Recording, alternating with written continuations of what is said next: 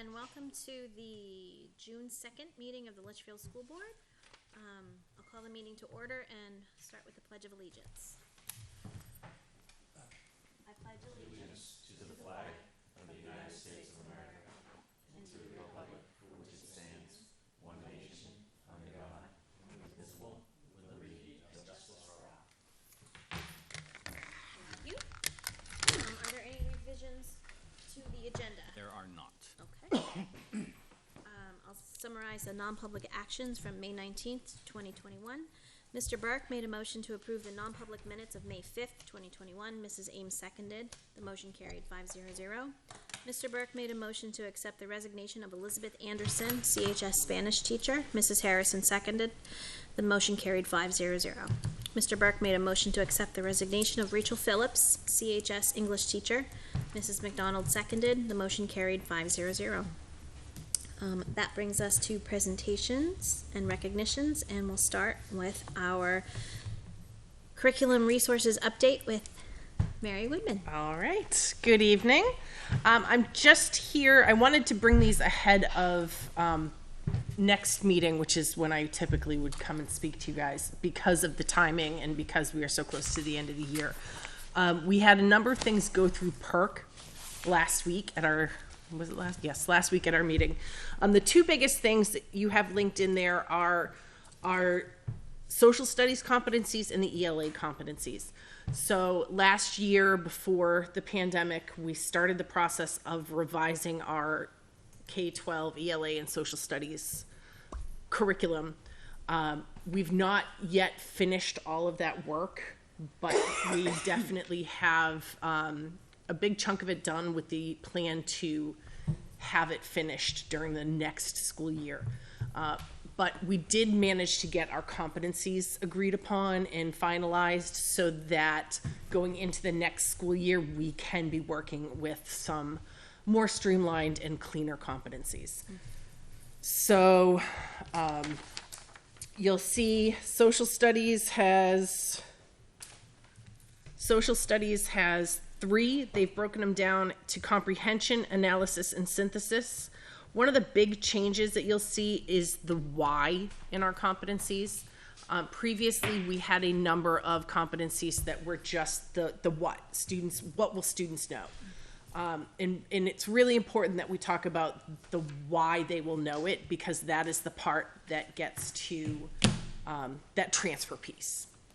So, do you want me to read these? Has anybody had a chance to read them? I have them. Okay. Read them. Yeah. All right. I saw that they were linked in there. I just wanted to make sure. So, like I said, social studies has comprehension, analysis, and synthesis. In the ELA, we have textual analysis, communication, language, and fluency. That fluency competency is used K-5. So, any questions, comments, thoughts on that piece? Do you want me to, these need approval. Do you want me to go through all of them and then? Sure. Okay. The other thing that we have coming forward tonight, which went through PERC, although we don't have it's a little bit of a different process. It's not a text, it's not a program so much as a piece of software. And that's we've made the decision, we'll back it up, 2 years ago, to move away from doing NEWA because we were doing it once a year. The data, by the time we were getting to the data, it wasn't comparable year to year. So we put a pause on it and made the decision to look last spring. We explored them last spring, and then with everything as it played out, we decided not to move forward with a new program going into the pandemic year. So we regrouped this spring.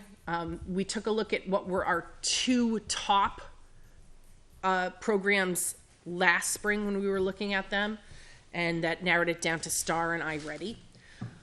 The keys to both programs were that they really focus on, they benchmark the kids, gives them a level, and then the teachers are able to really dig in to get resources to support those skills. Through the feedback, we were able to demo both programs, and the feedback of the group that was exploring really was that iReady was much more engaging for students. Same kinds of, they accomplish the same thing, and they have the same kinds of bells and whistles, with the exception of the iReady being a much more student-friendly platform. So we had a couple members of that review committee on PERC. They presented it last week, and we are looking to move forward with iReady as our benchmarking platform for the upcoming school year. Is this K to 12? K to 8. K to 8, okay. We are looking to do it K to 8. We've steered away from the benchmarking at the high school because we use the SATs, the PSATs. We have all these data points that are just slightly different. Yeah. We will have additional licenses as needed for special ed and things of Okay. that nature. I told Mary I gave my students an iReady math test today. Yeah. And I've done Ames Web, I've done STAR, and I've done iReady, and iReady blew them away. The fact that they got to take like a little break and play a little math game, they could sign on easier. The colors were better, the questions were asked differently, they were put exactly where they belong. I thought it was fantastic. And that was the big takeaway from everybody that reviewed it, was that it Student-centered. just was more engaging and more student-centered. I'm very familiar with the STAR platform. It's a testing platform, and even though it has all that, you can get to the work, you can progress monitor, you can do all of that, it really is, it looks like you're there taking a test. The iReady platform really is a lot friendlier. And knowing what this is targeted for, I think that's a very good benefit to it. So the other piece that I'm bringing forward, which is informational, is our updates on our math programming. Our math programming expires at the end of this year. We have a meeting with the high school and middle school group. They are very happy with Big Ideas. They found that to be a very successful program, and we would like to just continue with that for, I have it on a 2-year contract. And again, my goal now is to get us into staggered contracts, so not everything was expiring the same year. K through 4, 5th grade, we know already is on Big Ideas. They have an extended contract. K through 4, we didn't have enough representation that I was comfortable making any kind of a decision going into next year. So what we've done is I'm going to extend our contract with Envisions for 1 more year. And during that time, we've got sets of Big Ideas so far, but we have a couple other ones that I'm waiting to come in so that the teachers can explore. Some of them have asked if they could pilot. And so we're going to take next year to look at those, and then the following year we will have a new math program. In terms of ELA, our ELA contracts are not up until the end of this year, so we have a little bit more time to look at that. That's the other one that, as of right now, the ELA group is requesting to extend Journeys for 1 more year so that they have a full year to pilot other opportunities. So I will keep you guys posted on that as that plays out. And that's it for me. Great. So I'll make a motion to approve the social studies and ELA competencies as written. I'll second. Great. Any further discussion or questions for Mary? Hearing none. All in favor, say aye. Aye. Aye. Opposed? Abstain? Passes 5-0-0.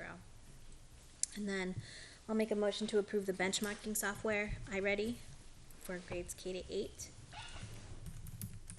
I'll second. Thanks.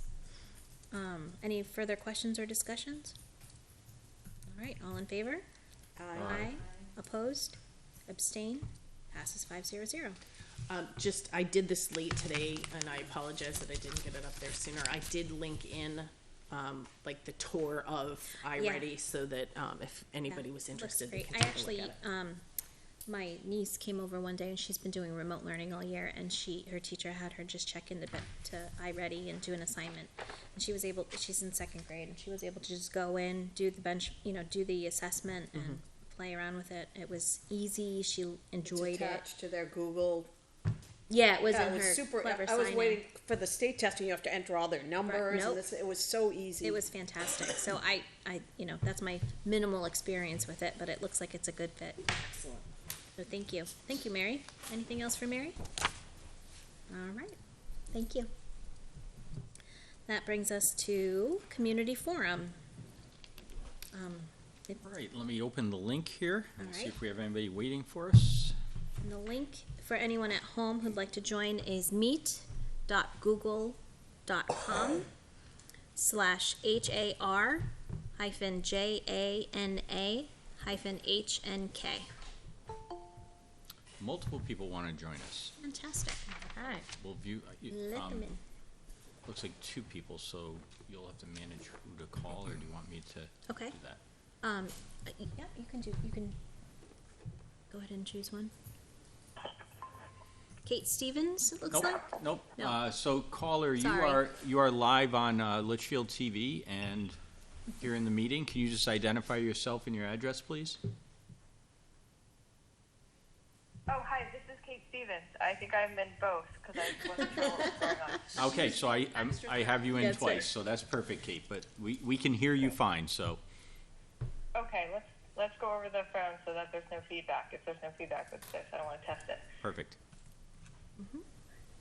So go ahead. You have public comment opportunity. Yes, I'm sorry, usually I would watch the meeting on YouTube, but I see they're having issues now. So I had sent a note into the school board this morning, along with a few other families, about recess at LMS. Did the board receive that? Yes. Yes. Okay, I wanted to just be here present for public input, and my name is Kate Stevens. I'm at 9 Evergreen Circle. Would you like me to read that into the minutes? It'll already be in the minutes. I've already sent it to Michelle. Yeah, it's already, Brian said it's already been sent to be included in the minutes. Okay, great. Okay, then I just wanted to be present for the meeting so that, to show our support, because it was us and 20 other families that had written in to at least just ask the board to consider looking at including a unstructured break into the school day at LMS, since we're already looking at those bell schedules. So I did get a call from Mr. Lechlater, and he was absolutely great to talk to, and we just wanted to ask that it's considered in that task force meeting. Excellent, thank you. Thank you, Kate. Thank you very much. We appreciate it. Okay, All right, so I'll end the call. with Kate and Kate. And, yep, so Okay. Kate, we're gonna shut the call off, but the rest of the meeting is being broadcast, okay? Okay, thank you so much. Thanks, have a good night. You too. Bye-bye.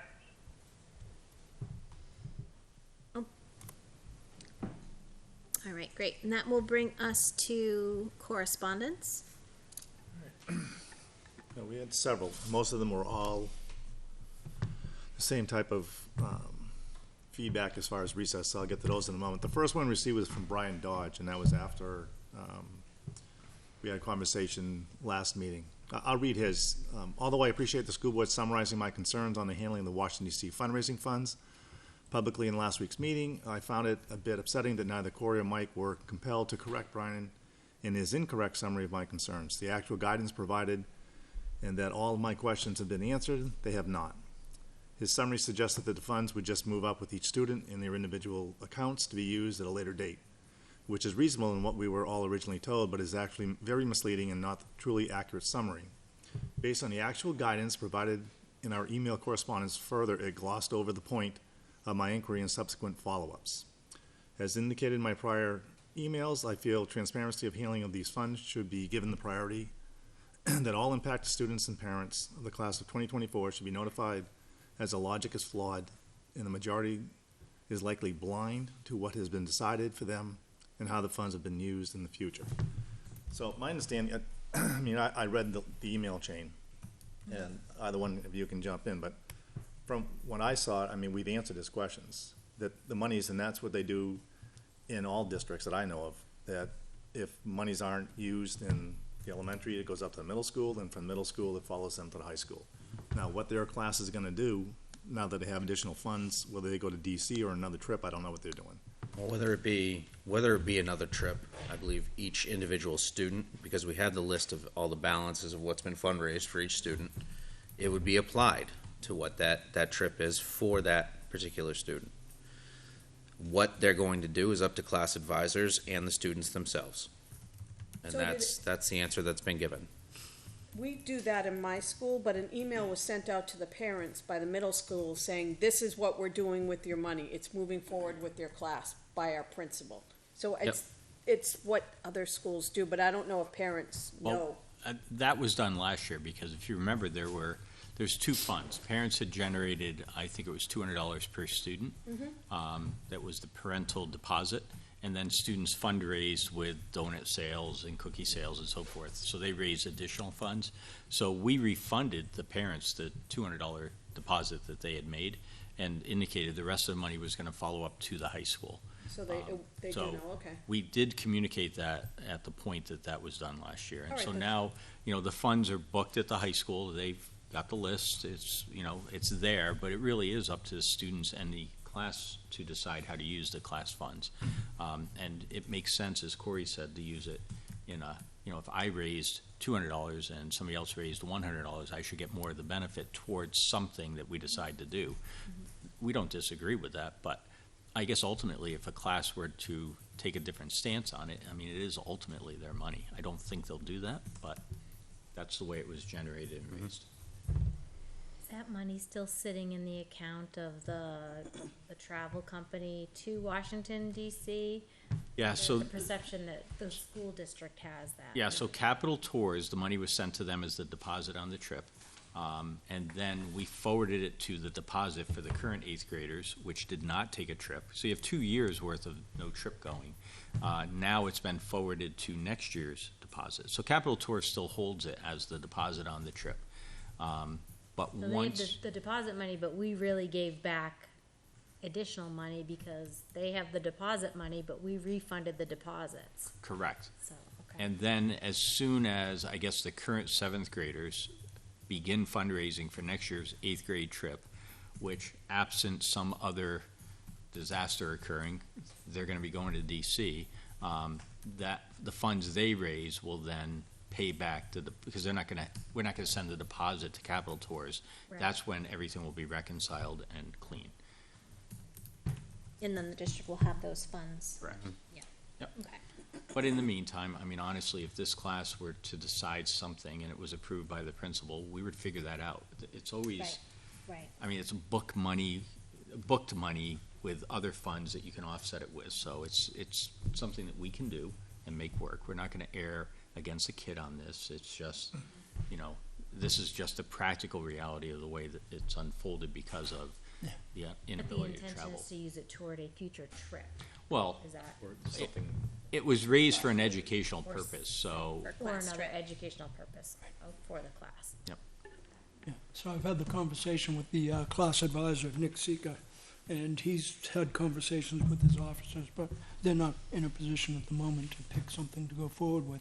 And if you look at the fundraising, you have students who raise zero money and who raise $30 versus some students who raise $300 or $400, So there's that sort of equity piece. How do you make sure that those kids who raised all that money benefit from it as well? So it's a challenge to figure out, but we'll make it. There's also 3 more years before Right. this class graduates to potentially use that.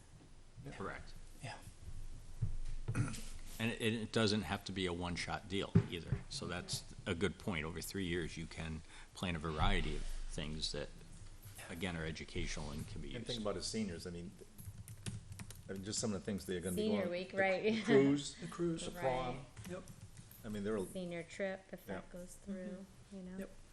then, like you said, they have three years and all. Any other correspondence, Brian? Oh, yeah. I think there's like 5 or 6. The first one's from Crystal and Andy Foster's, and again, their sentiments is the same as what we just heard, what Kate had talked about. Really, the underlining comments are that they like recess in LMS. They know that we're going to be negotiating with LEA.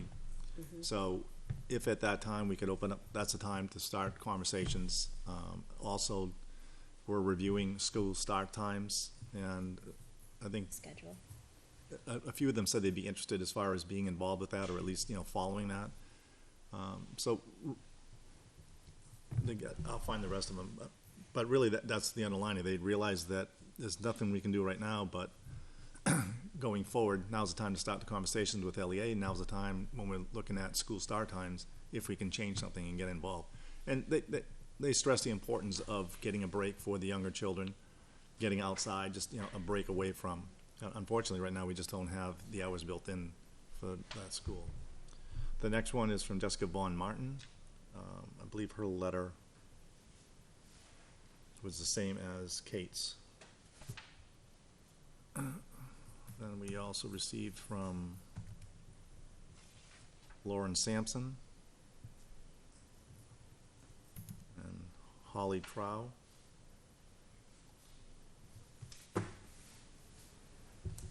Kate Stevens. And the last correspondence we have is from Jim Norton. And he was asking as far as when we're going to have public at our meetings. So I reached out to Steve Weber to inquire as to whether or not he's heard anything as of yet. And he let me know that the emergency management team were meeting today to discuss that. It came down from the NHMA that they encourage having public meeting on June 12th. Yep. So they were meeting today, and I don't know what the outcome was of that meeting, whether or not. Corey was on. It was more of a, no one disagrees that we need to get the public meetings back. However, there's the logistical piece of this is the room, and how is it going to be reorganized to handle that, and how is that going to be reconciled with still the CDC guidance of, having to have distance vaccinated versus unvaccinated. So that it's still kind of up in the air. Just out of curiosity, I don't know if anyone put the argument out there. Yep. You have the garden and just had 18,000 people in it. You have bars that were just packed with like thousands of people. Yep. We can't have an audience in here, vaccinated, not vaccinated. It's insane. I think You I get think the Fenway Park, direction you have is Fenway opening Park back. at 25,000 people, soon have 35,000 people in it. Vegas is open. Vegas, what's not open? Cruises are ready to go back up. We can't have 4 people in there, 3 people. Well, I did mention that our meetings aren't fully attended. We do have the rare occasion where you do have 10 to 15 people show up. So For who's the this- most part, it's 3 or 4. Whose decision is it if we can have a couple of people in here? I think they're working on the town side, and Frank, the fire chief, is working alongside them, making sure we have all the right guidance. That's We still wearing masks at the dump? You don't have to anymore. Still no. we're heading as Swap table, though. as of June 12th. The meeting. It sounds that the meetings are going to be public. It's just a matter of reorganizing this room, and they're going to figure that out. Did we used to sit 2 at a table? I don't even remember anymore did. how we used to sit in Right. here. Yeah. It's a horseshoe. The horseshoe, Table in the middle. Yeah. table in the middle and Yeah. chairs along here. Yeah, because the table you're at was the middle table. The brown ones were gone, and it was rows from their back. Maybe we should contact the garden and ask them how they packed in 18,000 people, so we can fit 3 in here. Revenue. We Is sell that it for tickets. That was it. correspondence? Thank you, Brian. Thank you. That brings us to superintendent comments. So a couple of things. Corey's going to give an update on where we are with the bleachers at CHS. So between the bleachers that we purchased last year, and then we had some other bleachers that were donated. So we're actually in pretty good shape for bleachers, but we'll give you an update on exactly what the situation has been with those and how we propose to remedy that. They moved across the field. New flags. That's update. The GMS computers, so we're going to be joined later tonight by Principal Mitchell to look at the computer position. This is not computers, it's the position of teaching computers. He has a proposal that he wants to bring forward to the board, but it does get into personnel, so I want to do it in non-public because unfortunately you're talking positions in order to find the best way to proceed forward. So I think he's come up with a pretty creative way to work with the budget that we have, but we're going to do that in non-public. So I just want you to know that that is coming also. So this is a computer teacher, not the computer enrichment teacher or the tech integrator. It will be, it's a proposal to sort of reframe the way that fifth special ends up Okay. running. That's fine. And it is in light of the fact that we actually have had interviews for digital learning specialists. The interviews are still ongoing, so you don't have somebody coming to you tonight. But in light of that position, we just kind of want to rethink the way we title the position. So we'll see if the board is interested in taking the direction that he's going to propose to you. For LMS Portables, I just want you to know that we're on track. The portables, we've met all the deadlines that we've had so far toward decommissioning the portables and getting those out of here. We did end up closing down one portable. So when you approach it, the right-hand portable, the two classes that are in there, which were science and English, have been relocated inside the building for the remainder of the year. So the science class is going to run out of the library for the rest of the year, and the English class is running out of room 24, which was one of the special ed rooms. So they've consolidated those services to accommodate that class inside. So that portable is currently closed, and the classes are meeting indoors, and it's actually a much better environment for students and staff. So I just want everybody to be aware of that, and parents, if you're listening, that's a change that's going to last for the rest of the year. And I want to acknowledge and thank a couple of organizations. So first of all, Home Depot has generously donated boxes for the portable relocation process. So we were able to reach out, and Home Depot came through with boxes for us. So thank you for that donation. The other donation was Walmart had contacted us about hand sanitizer. Corey graciously accepted the donation from Walmart. I think when he heard the word truck, he thought kind of like the maybe Amazon guy who box comes to your truck. house. We did not anticipate 53 feet of trailer backing up with hand sanitizer. Filled So with hand sanitizer. we currently have, 20,000 bottles of hand sanitizer. way. to which we want to Big ones, thank too. Walmart for Yes. that generous Yeah. donation. Yes, we do. But For the next 10 years. citizens of Litchfield, it expires in 2 years. So citizens of Litchfield, if you are looking for hand sanitizer, don't buy any, contact us. We're sending a pallet over to the dump, right? It's going to be free at the transfer station. Yeah, You will be able to get your Oh, free, that's awesome. Send 2 bottles Is it the home with every gallon student ones? the last day of school. they are gallon ones? 30-ounce moisturizing hand sanitizer. Not the stuff that, We also reached out to yeah. St. Francis. They are going to Oh, nice. take some over there. We've Good. reached out to other school districts. Yeah, because it's more hand sanitizer that, had we gotten this at the beginning of this school year? Right. Where are you fitting all this? It's currently, because of fire code, it is currently in the back parking lot covered with tarps. 'Cause I've dubbed it Mount Blue, but you can decide. That's fantastic. Won't go to waste, No? and I'm sure the I other know, districts right? around will use it. Yeah. Yeah. Yep, that's So great. all kidding aside, it was a well thought out. We will be all set for the next 2 years because Yeah. it does expire in July of 23. So, Yeah. but there is plenty of hand sanitizer. So Good to know. so yep. All right. And then one last thing, you all received from NHSBA the due structure for next year. And I'm assuming that you want to rejoin. I mean, I would encourage you to keep that going. The communication flow from them this year, between the pandemic and all this stuff going on at the State House, I think they've done a really good job of keeping board members informed. Yeah. So I'm assuming that you want to continue on with that membership. So, Michelle, do we need a formal vote, or do we just absent any? Yeah, just a consensus is fine. All right, so we'll go ahead and prepare to sign back up again.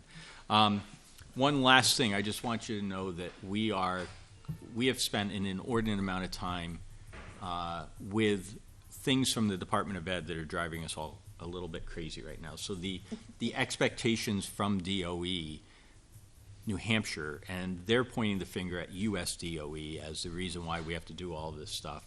It's been absolutely ridiculous. So Corey, Mary, Devin, and I were in a call yesterday for about an hour to finish the form that we had to complete in order to be eligible to receive ESSER funds. Mary had already put 5 hours into filling out the form.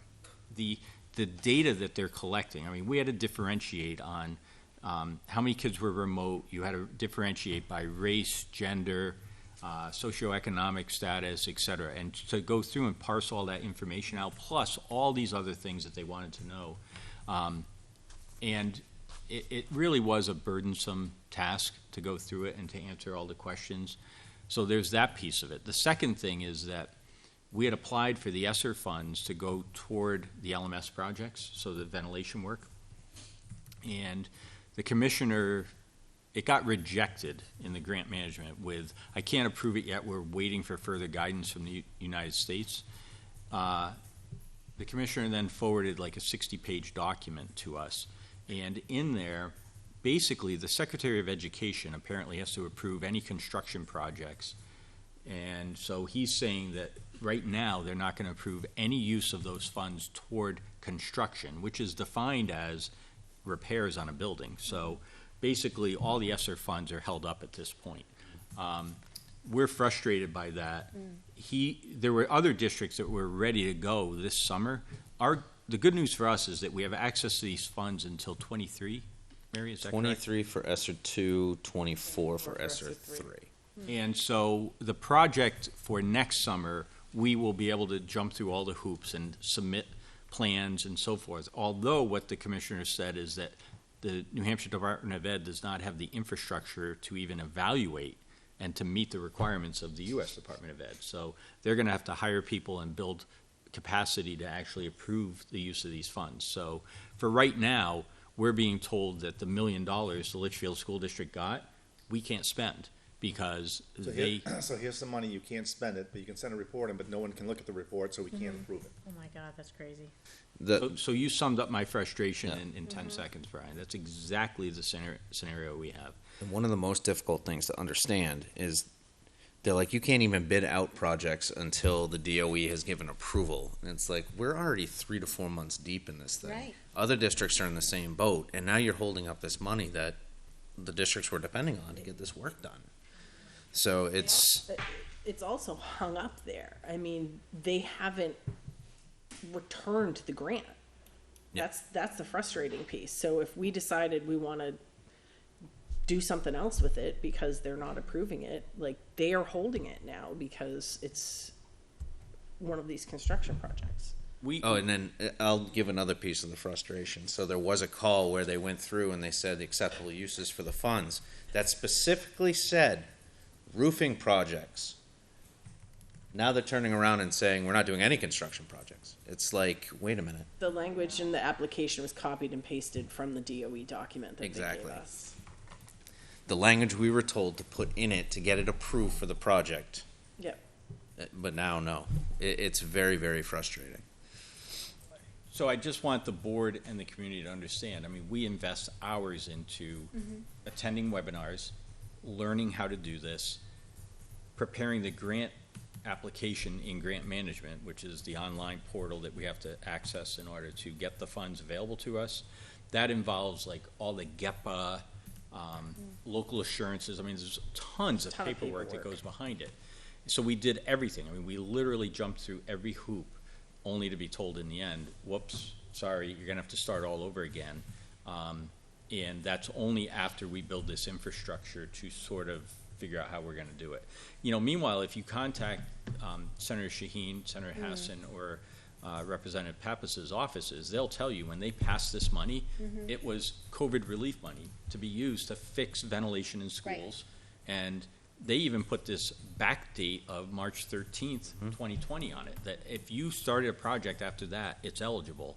But now we're being told by NHDOE that it's So not. who do we contact to get after this? Is it the governor? Is it Commissioner Edelblut? Is it our representatives to the state legislature? I'm unclear on that also, because I've reached out to Carl Ladd and Yeah. am waiting for his guidance. They're trying to sort out exactly who to do this. My understanding is that the federal representatives are all saying that's not the intent. Right. You're They're finding adding a something. layer of, But the commissioner is pointing to a clause in this 50-some-odd page document that he's saying, well, that right there is the thing that's blocking me. And so, he called it onerous federal requirements that make it so that we're not able to proceed ahead. So honestly, I believe it's political. I don't think it's anything other than politics at this point. this is unfortunate. But right now, the good news is we can proceed with our projects. We're just gonna have to use a different pot of money to make everything work. So we'll stay on track, and we'll just delay the use of these funds to next summer's project. So we'll get there. But I just want, if we're looking tired in the office, it's this kind of thing that, we're still closing school out, managing a pandemic, all the other things that are typical. And then you add this on top of it, and it's just like, holy cow, it's a lot. So that's enough of my comments. But I think if we can sort out exactly who, I'll reach out to the board and we'll make those contacts. Yeah, thank you. Okay, anything else? That's not enough? That's enough. That's enough. All right, any school board comments? Oh, I have school board comments. I would like to give a shout out to all the seniors who just participated in their last plays, their last musical concerts. Some are still in playoffs for sports. It's so tough for some parents. It's the last time their children will be playing organized sports, the last play with their peers. It's sad. I'll be much sadder when it's my second kid. I'm getting used to being sad. But I wanted to say, we're almost at the finish line, senior parents. Some of us more than others, but we'll get there. Thanks. I wanted to shout out to the Performing Arts Department. I was able to watch, actually there's a middle school concert tonight that I will watch when I get home. So the concerts in the Disney Cabaret, and they've just done the Spring Pops concert at the high school, and this week is LMS concerts. It's just been wonderful to see what the students have been working on all year. And hopefully we can get back to live performances next year. I think, I can't wait to go to a show again, see your kids perform. I got to be there live. Yeah, It was so, oh my gosh. It was Yeah. amazing to watch those kids. And anybody Parents who get to watched go. it, in the community, I heard nothing but raves about all oh the yeah, kids. yeah, and thanks to LCTV for live streaming those and recording those and making all that possible, because without you guys, we wouldn't be able to see our kids perform. So that's been a huge get this year. So thanks, Rob, and thank all your pals. The Jeffrey brothers. Thank you, Jeffrey Brothers. Yeah. Wouldn't have been able to do tonight without them. Oh, that's awesome. Thanks. So I'd like to thank the school and Litchfield community for a really successful blood drive. We partnered with the elementary and middle school, and students were recruiters of blood donors, and we had 50 people show up at the blood drive, and 46 pints of blood were collected, and there were 13 new donors. So it was really Great. a great turnout, and it felt like a social hour, really. I mean, the Red Cross volunteer that was there checking people in, she just said, do you guys know everybody? And we're like, yeah, we do. That's how it works in Litchfield. Work saying hello and new ones. Oh, look, Deb's here. Oh, there's Tiffany. Yeah, she must have been like, what kind of redneck? It's really town nice is to see this? everybody. That's actually. the best. We That's ended up great. having a fourth grade yearbook planning meeting while we were all getting blood at the same time. I'm like, did you get this? Did you get that? It was great. Nice. Very convenient. So all the students that referred, and even some extra ones, were trying to put names on there that of parents that came, and siblings, and just so as many elementary and middle schools will get an appreciation gift. So Great. thank you. Thank you. Thanks for putting that together. Yeah, sure. Anything else? Well, I'd just like to say congratulations to all the seniors and good luck in your future. Great. All right. I guess we're on to business then. That brings us to minutes from May 19th, 2021. I make a motion to approve the minutes from May 19th. Great. I'll second. All in favor? Aye. Aye. Opposed? Abstain? Minutes approved, 500.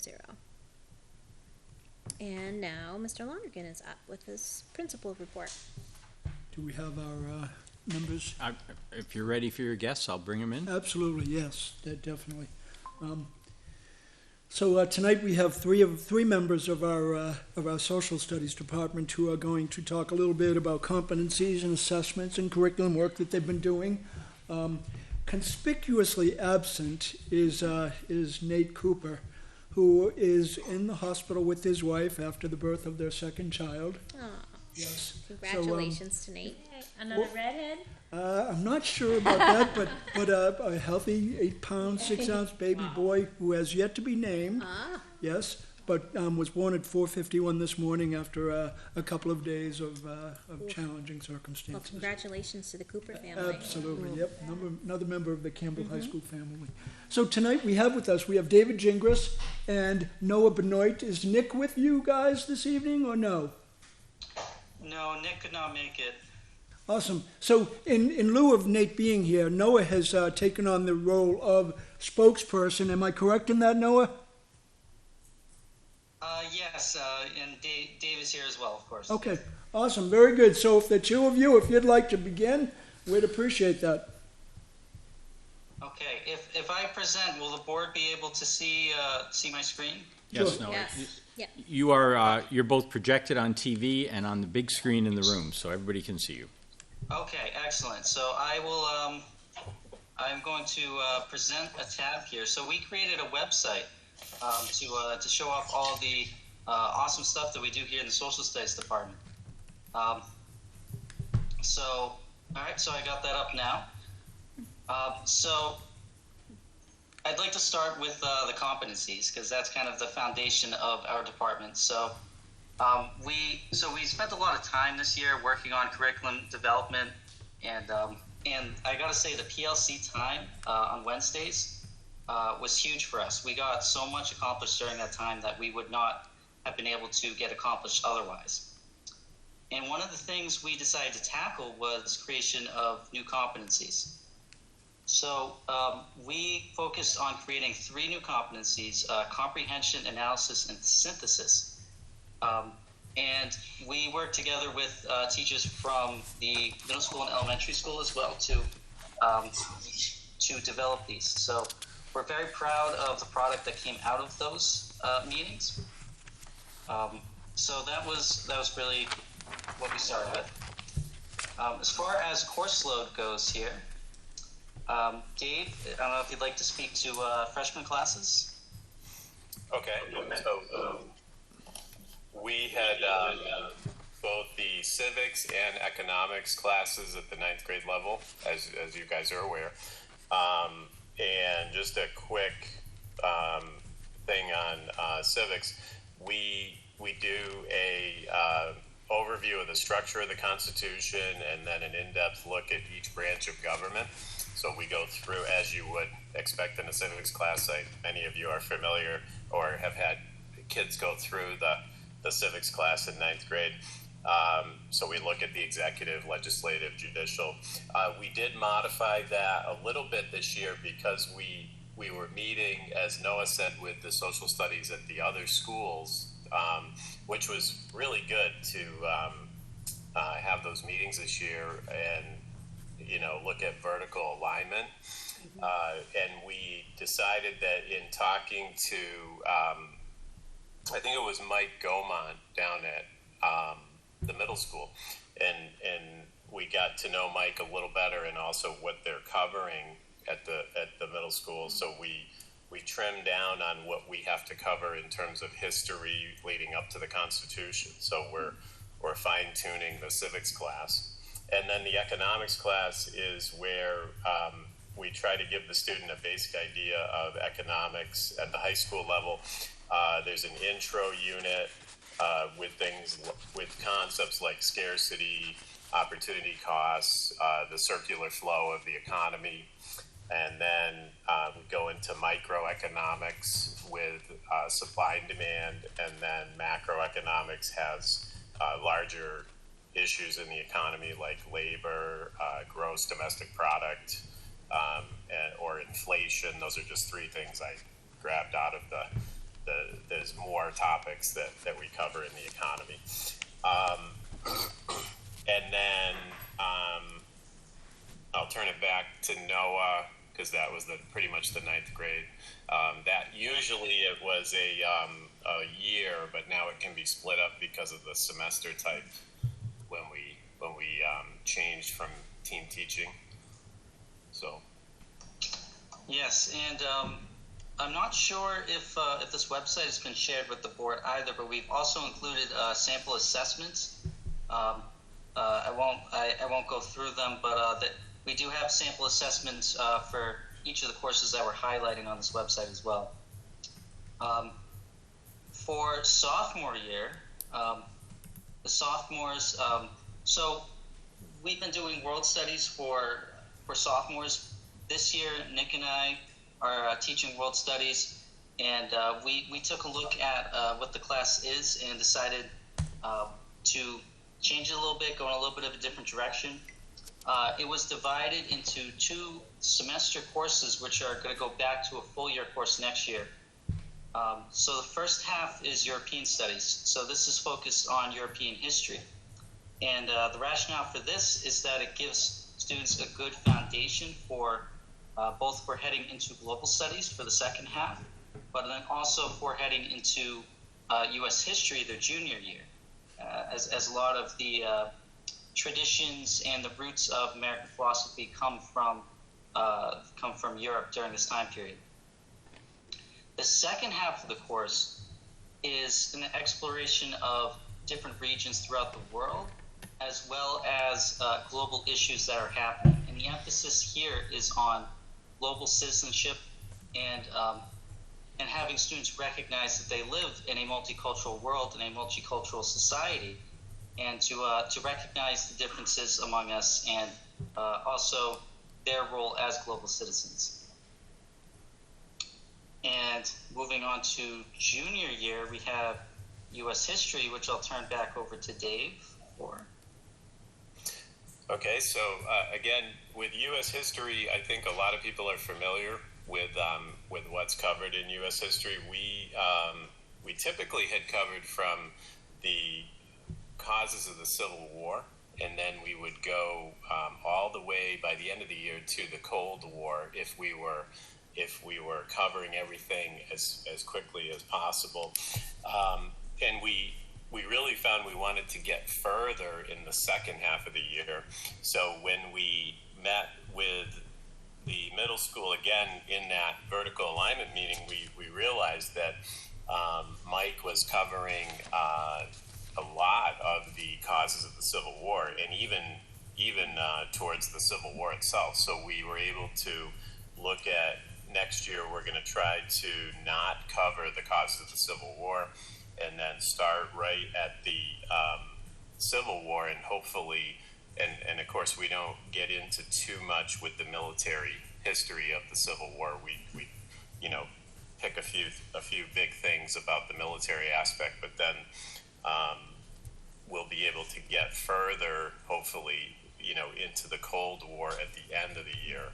That's what we're hoping. So that was a really good meeting this year to clarify with the other schools, and then the honors class, we try to with the honors class we might do more of some writing assignments. We definitely have I think I have an extra essay that they do on the unit tests. So, and also I've tried to build in some more projects. With the honors class, we can actually have them teach the class. We split up into groups, and they were teaching about the causes of World War I, and I can let them cover the material. because the students in the honors class are more motivated. So we can do more in the honors class and maybe mix it up a little more with some different ways of covering the material. So, but it's generally the same topics that you're covering in the honors U.S. history. Yeah, and that was really big for us to be able to meet with the middle school too, and be able to get our curriculums aligned with U.S. history. So then senior year, students don't have to take any required courses, but they can. We have multiple different elective courses for them to take. So one of the new courses was AP U.S. Government and Politics. We also have AP U.S. History, which has been offered for a while, Contemporary Issues, Law and Ethics, History of Hip Hop, Psychology, Sociology, Vietnam War, and another new course, which is World War II. So we're excited to be able to offer all these different electives to our students.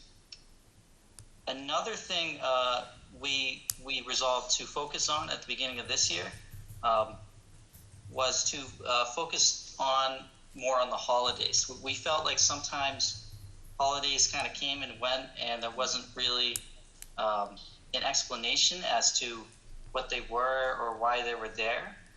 So we resolved to make sure that every month, special events that came by or different holidays, we would dedicate time in class to be able to talk about it and explore it and discuss it with our students. And we felt, Dave, I'm sure you can attest to this, it was very beneficial. The students have a greater awareness of what these days mean now. We also mentioned Black History Month, and I think we mentioned Women's History Month as well.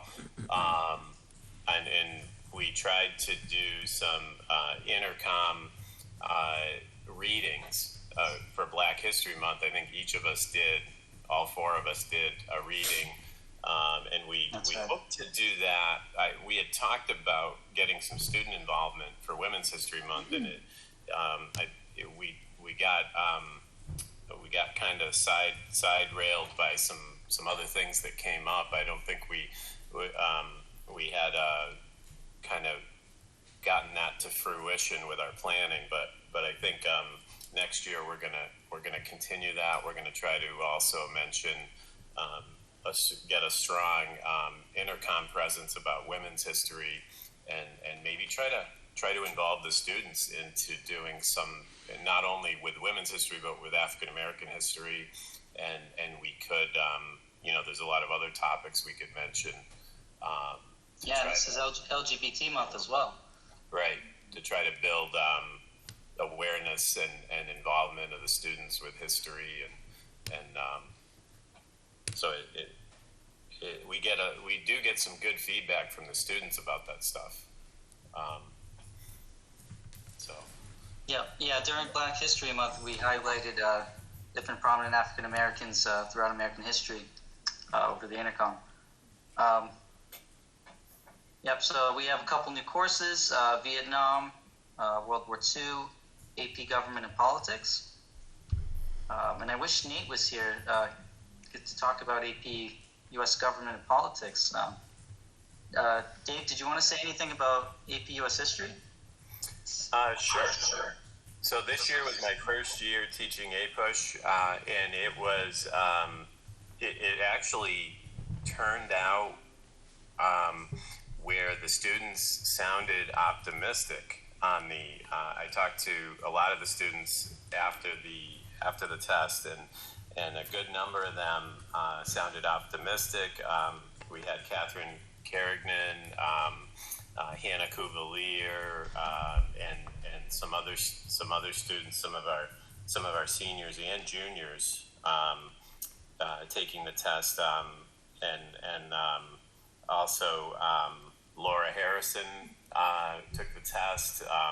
So we had, and when I checked in with them, some of them sounded like I was pleased that they sounded like they thought they did reasonably well. So I'm hoping for some good scores from them. A-Push is split into about 9 units, and it covers from 1492, the discovery of America, all the way to present day. So it's a really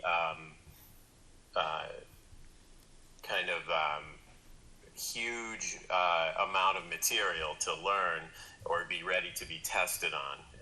And some of you are already aware of the A-Push program. And the thing is, most of the questions come from the middle 7 units. So you try to also bring them some strategy on how to approach the test, and how the material on the test is divided up, and what they should expect on the test. So we had some very intensive reading in the course where they're averaging about 15 to 20 pages a night from the textbook. If they're keeping up every night and not trying to cram later, as you know, students sometimes try to do. But they did a good job of keeping up for most of the time, and but it's a really, some of the kids would shake their heads and say, "Wow, we've read 600 pages of the textbook," because it's really, textbook reading is going to be fairly dry reading, so it takes some real discipline on their part to sign on for this and to keep up with it. And also they're they're working with documents during the class, and they're developing a lot of understanding and context in the different periods so that they can be hit with a document or an essay prompt or some free response questions where they have to be able to respond fairly quickly and knowledgeably from the context of the period. So they it's a pretty it can be a little bit intimidating, but it really is a nice program once you get a good feel for it. So I'm really pleased and hoping that the kids did well. Looking forward to seeing that they did well this year. So. Hey, Dave and Noah, it's Liz McDonald. I have a question. Can you hear me? How are you guys liking not team teaching? I know, Noah, you were a student at Campbell and there was team teaching, and I know, Dave, you've been around the block. How do you guys How do you guys like just having social studies and not splitting your time with English? Well, with my teaching, my teaching experience, not my student experience, that's all I've ever known. Okay. So I can say I think I would prefer without the team teaching. But again, I haven't taught in a team teaching environment, so I wouldn't know the difference. I only know it as a student. So I'll let Dave speak to that. I think that in terms of time, to be able to manage the time and to be able to cover things efficiently, and in terms of being able to cover more material, I would say that I do appreciate the new model, but I have to say I do miss team teaching because I did have some really good experiences with team teaching, and there is something to it where if the literature jives with the material that you're covering in history, it can really give you it can really make connections for the kids, and if the two teachers are connecting also, and it can really make a lively experience and some fun learning for the kids. I can see pros and cons to both, and the camaraderie you have with Mr. Keefe and the shows you guys would put on with lightsabers and stuff, but I was just curious. I would think you can cover a lot more material, but I do see pros and cons to both. I was just interested in your thoughts. If I could, We do, I think, and I think the same. I think the English teachers might say the same, that they Yeah. can really manage their time more effectively. And believe it or not, we still are able to kind of in the classroom talk to what they're covering in literature and kind of make the connections. That's and awesome. I'm sure they do the same thing on their end. So, I think those connections are still somewhat made. Thank you. With the current model. If I can make one observation, when I came into Campbell and I saw the team teaching, it was really difficult for me to understand it. I could see it in operation, but what I couldn't see is, as you move staff out, we weren't training teachers to teach collaboratively at all. So what we had was, you bring a new staff member in, and the aging veteran like David would have to sort of teach that person along and grow them, and we weren't providing the PLC time for that to happen effectively. So one of the things I think as we move forward, there'll be some opportunities to do this interdisciplinary work. Sure.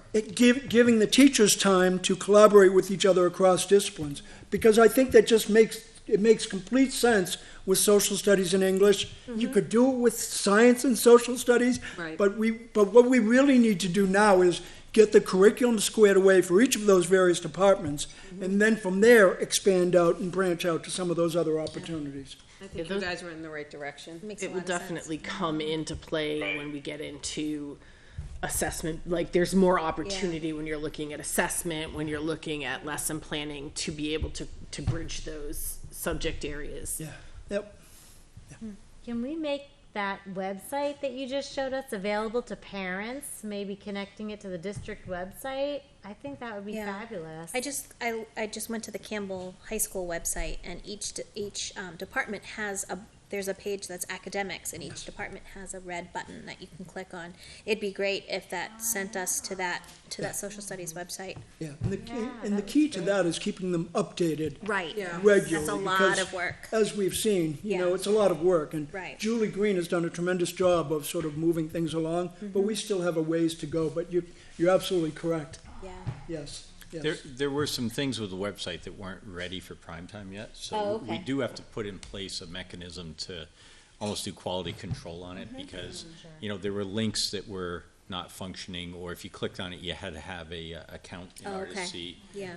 So we just need to come up with a way to make sure that, yes, we're ready to link it to the public profile, but it's a B+, it's almost ready. We just Yeah. gotta clean up a few things to get it to A shape, so. Great. Thank you so much. Any other questions for Noah or Dave?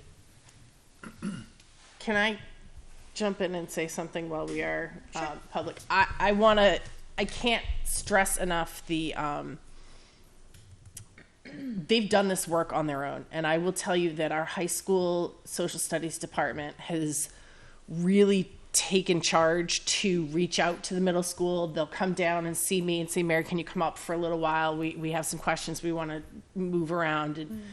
And they really are making a ton of all of that alignment that we've been trying to work on for the last year really has come into play by them reaching out and saying, hey, you know what, we're going to use this Wednesday to meet as a K-12 group as opposed to just our high school group. So That's fantastic. they definitely deserve some from me. They deserve thanks for really moving this forward. And I do know, and I know Nate's not here to really talk to it, and I don't know how much you guys have been involved, but they also have really started looking into, competency rubrics and, competency-based assessments that are more in line with where we are trying to go. So I definitely, I have to applaud the work that they've done and that they are doing across the district, along with Mike Gaumont. I know once they got him involved, definitely it expanded everybody's, the work down to the middle school as well. That's so great. As a thank you parent, guys. I see, my kids have had both of you, that your project-based learning is awesome. It's great for the kids that don't test well. You guys get it. And it doesn't go unnoticed. And one of the other Thank you, things, appreciate that. yeah, one of the other things, just sort of, I had a conversation with Nate the other day, and he was talking about even planning down the road, looking at, for example, civics and economics, and why are we teaching them freshman year? When in some ways, they belong developmentally, maybe sophomore, more into junior years. So sort of thinking about, okay, what might the curriculum look 2 or 3 years down the road in the progression of classes for students? And I think it's great that they're doing that kind of forward thinking. Yeah. And not just sort of, That's okay, great. we'll get the curriculum done, we'll be okay. Yeah, no, I think it's Bill, great. can I speak to that real quick? Absolutely. Yes, yeah, so, and that goes along with the work we were doing with the middle school with aligning the U.S. history curriculum as well. We felt that if we could align that well with the middle school, they start U.S. history in 8th grade, and they can just go right from that into U.S. history their freshman year. Finish that out, and then, like you said, civics and econ their junior year, when it would be more relevant for them as they're reaching voting age and as they're getting ready to go out into the world and manage their own finances and be a contributing member to the economy. That's fantastic. That's a great idea. Wonderful. Guns and butter, Dave, guns and butter. That's right. Guns and butter, production possibilities. Hey, I just wanted to add to what Mary said. A lot of our work was done collaborating with Mary about the competencies. Nate would be in contact with Mary a lot on that. And also we did competency assessments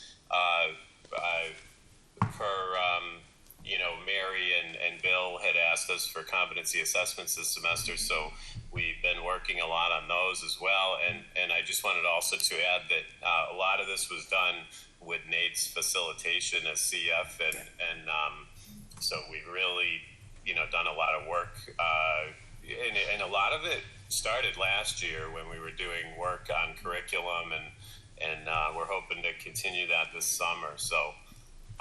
So a lot of good stuff is happening in our department, like Mary was saying. But I just wanted to say that it's with her and Nate's guidance. So I just wanted to put that out there.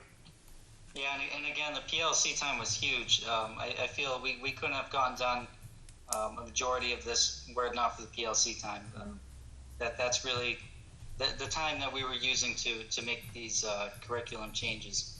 And I don't know if we have another minute or so. I can share with you one of the competency assessments that we came up with. We still have time. Yeah, okay.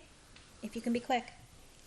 You got 1 minute. We just have a big agenda tonight. You No asked for offense. one, you got one. All right, I can make that work. Thanks. Okay, so this is an example. So we came up with a standard template, and we use this template for each of the courses we offer. And so we connected it to standards, and that standards based off of the C3 as well as New Hampshire state standards. So we really went with project-based learning on this. So the product that the student creates is up to them. We tell them what skills we're assessing and what they need to show to demonstrate that they have competency with that skill. So again, product's up to them, but we tell them what skill we need to see out of them. And we came up with look-fors, and it's based off of a 4-point rubric. Awesome. So that's my quick Spark Notes version of that. Thank you. No, I appreciate it. Great. It's really, it's great to see the progress that you guys have made and the collaboration and the effort and the energy that you put into this. I mean, They're it's- also the only department at the high school that has signed up for Live to Learn as a department. So fantastic. Good on you. It speaks to your passion for social studies and history and for the students as well. So thank you. Keep doing the amazing job that you do, and we appreciate you. Thank you. Appreciate that. Thanks. Thanks, Noah. Thanks, Good Dave. night. Thanks, guys. Good night. Thank you, guys. Good night. Good night. They're awesome. Yeah. Mr. Larnian, are you going to speak to us about senior Sure. upcoming Absolutely. events? Yep. So we have mostly finished senior projects last week. We have, I think, 2 seniors or one pair of seniors and one other senior who have some completion work to do. I want to say kudos to Lynn Nagy and Denise Freeman. They did a tremendous job this year under very weird circumstances, again with COVID. But their goal was to increase the rigor of senior projects and increase sort of the relevance of them to kids' lives. I had a number of comments from staff members, new staff members and staff members who had been at Campbell for a while, who were really appreciative of what a difference that meant. The unfortunate piece is that we didn't get to do the community night, but Julie Green, of course, Julie Green, went around and recorded a number of those presentations. So at some point, we're going to post those on the website so members of the community can see what some of these kids did. Yeah, so it was really awesome. Senior grades are closing Friday. Teachers have to have them in by Tuesday morning. We still have a few struggling students that Chad is working with, administrators are working with, counselors are working with, teachers are working with. But we're in good shape to have 98, 99 students walk across the stage next Friday. The seniors have three senior activities. Movie night Friday night, this coming Friday night, out on the athletic field. Monday is their Boston cruise, and then Tuesday is the field day at Dara Pond. We have, in addition, multiple times where we have rehearsals and practices. There's a cookout one afternoon. We also have Ed Garrity coming in to speak to them with the sort of COVID-appropriate, senior-appropriate celebration and what to do moving on with your life after high school. Ed has been speaking around New Hampshire for many years, so I'm sure the kids will enjoy him. What else do I have? Oh, in terms of graduation, Mike Perez is on top of the graduation planning. Right now, Friday afternoon, Friday day, he's going to put out a posting to senior parents, senior students, about what next week will look like in terms of the rehearsals, in terms of parking, in terms of the graduation ceremony itself. We are also, let me just check here. As far as the sort of underclassmen, I shouldn't say underclassmen, 9th, 10th, and 11th grade students, as far as their families, I'll be communicating out my weekly update to them, the opportunities for viewing it on Litchfield Community Television, which will be nice. Rob and his folks, the Jeffreys, are really great for doing that for us.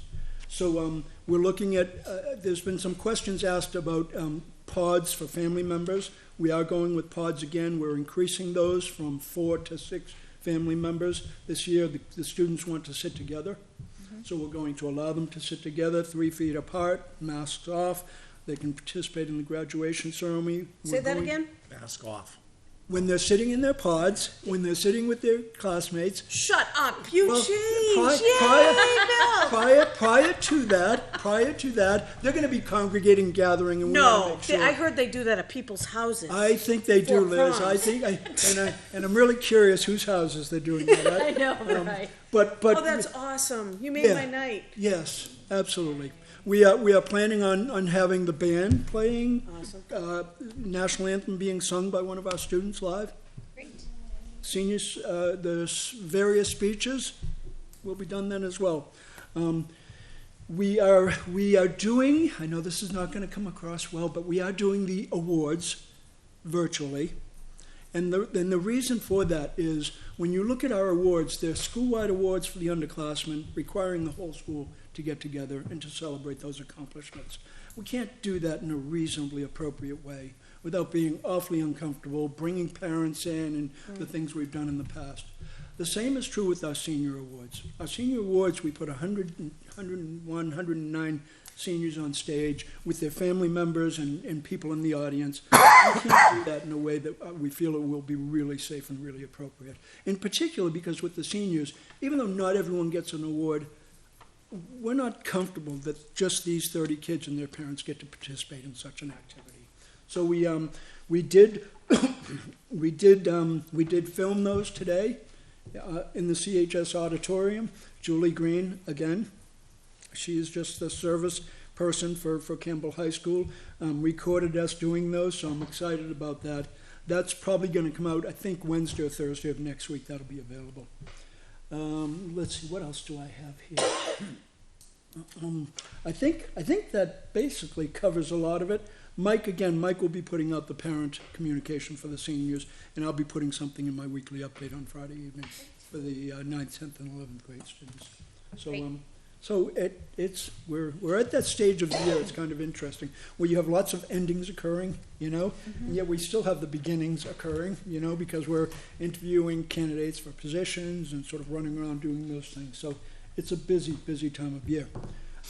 Speaking of beginnings, Jody and Andrea Stern have been amazing in terms of pulling the schedule together. We've broken this thing down completely one time already, put it back together again because we realized that, okay, we made some challenging decisions that didn't work well.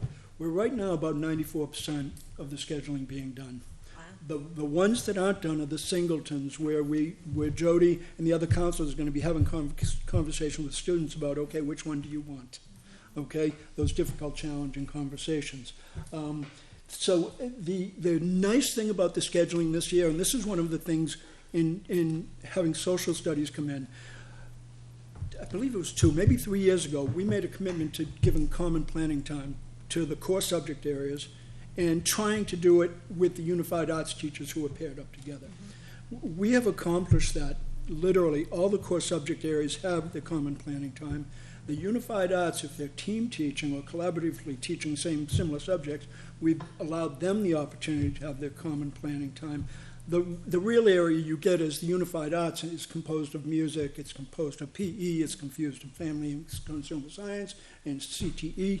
So having them all together with a common planning time just isn't possible in finalizing the schedule.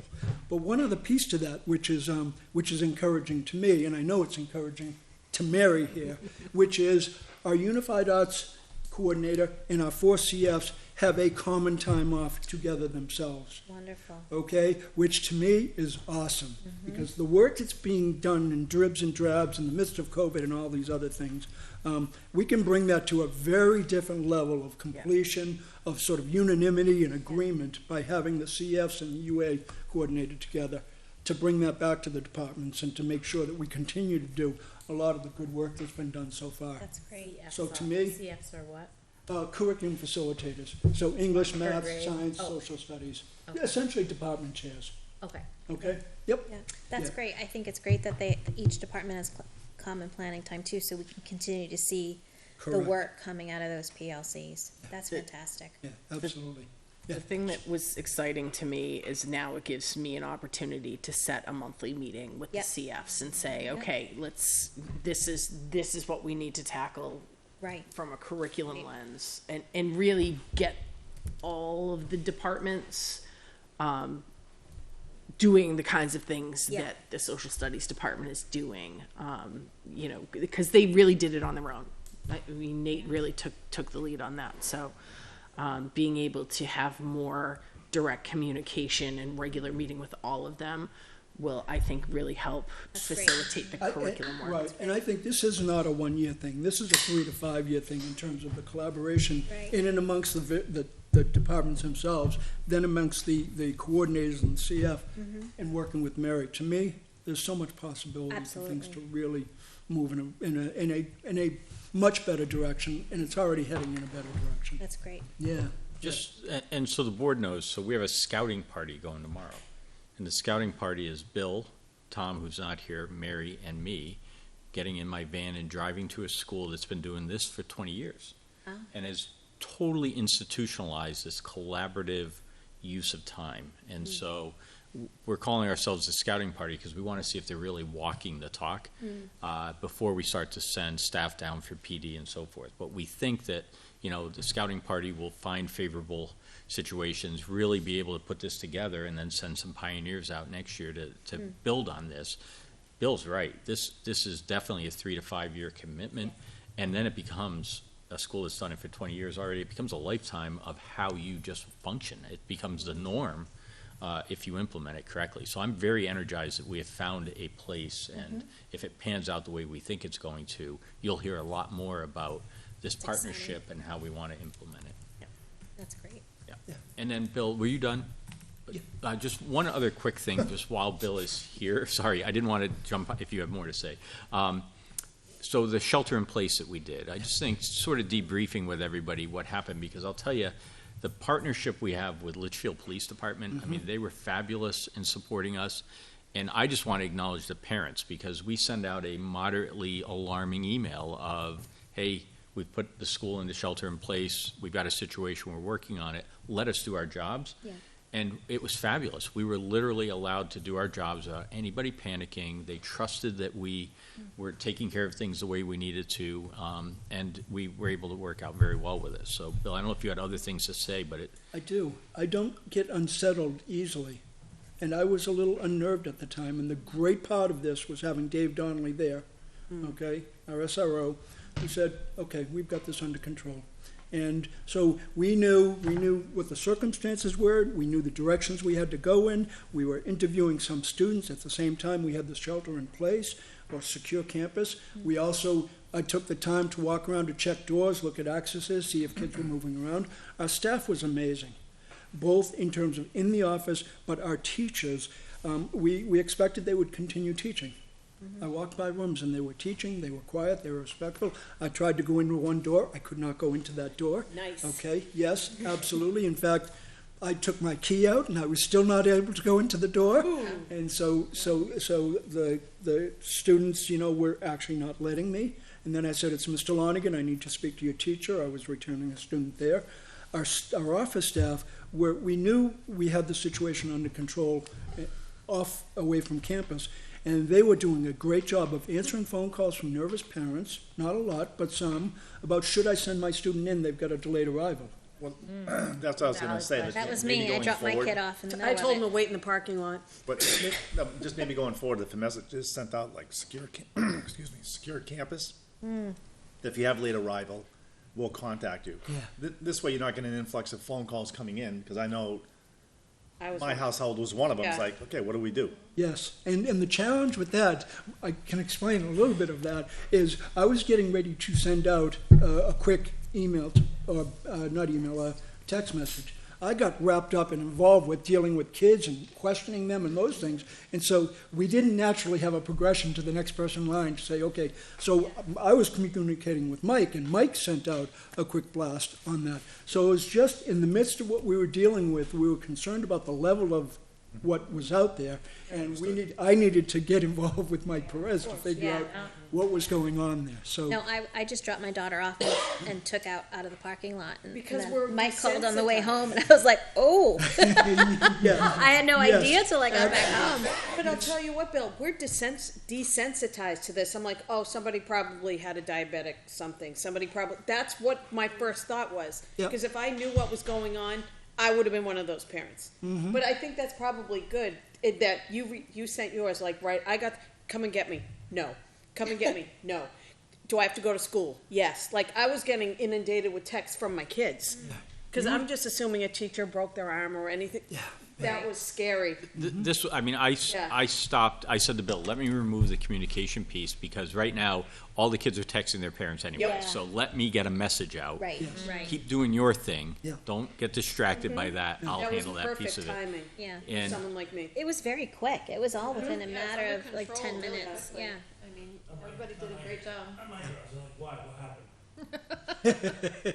My son had a whole different story. You didn't respond.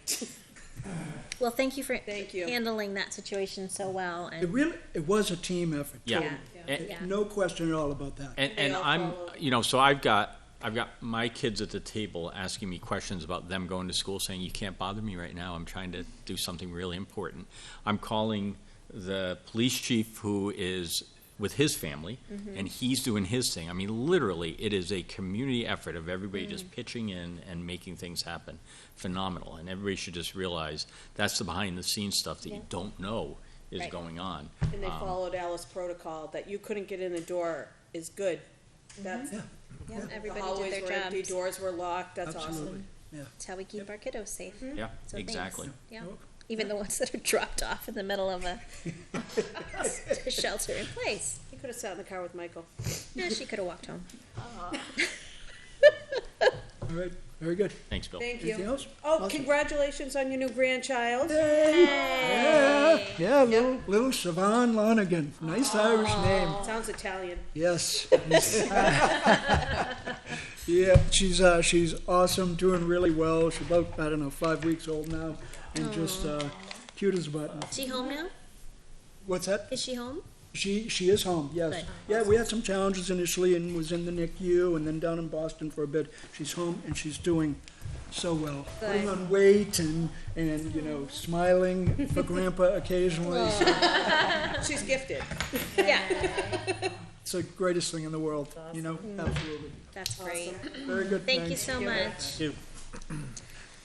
All right, Tina, can we thank the PTO and everybody for the signs? I forgot to shout out. Oh, yeah. On Albuquerque, I loved, it was the PTO, the Booster Club, and the Performing Arts. Yep. Thank you so much. Community loves that. And the principal's fun. And the principal. Yeah, See, absolutely. You know what? It meant so much to the parents, and it makes them feel like they're part of. I sent a picture to Dr. Jetty. Yes. Look at this. Look at this. Yes. And then they were gone. Yeah.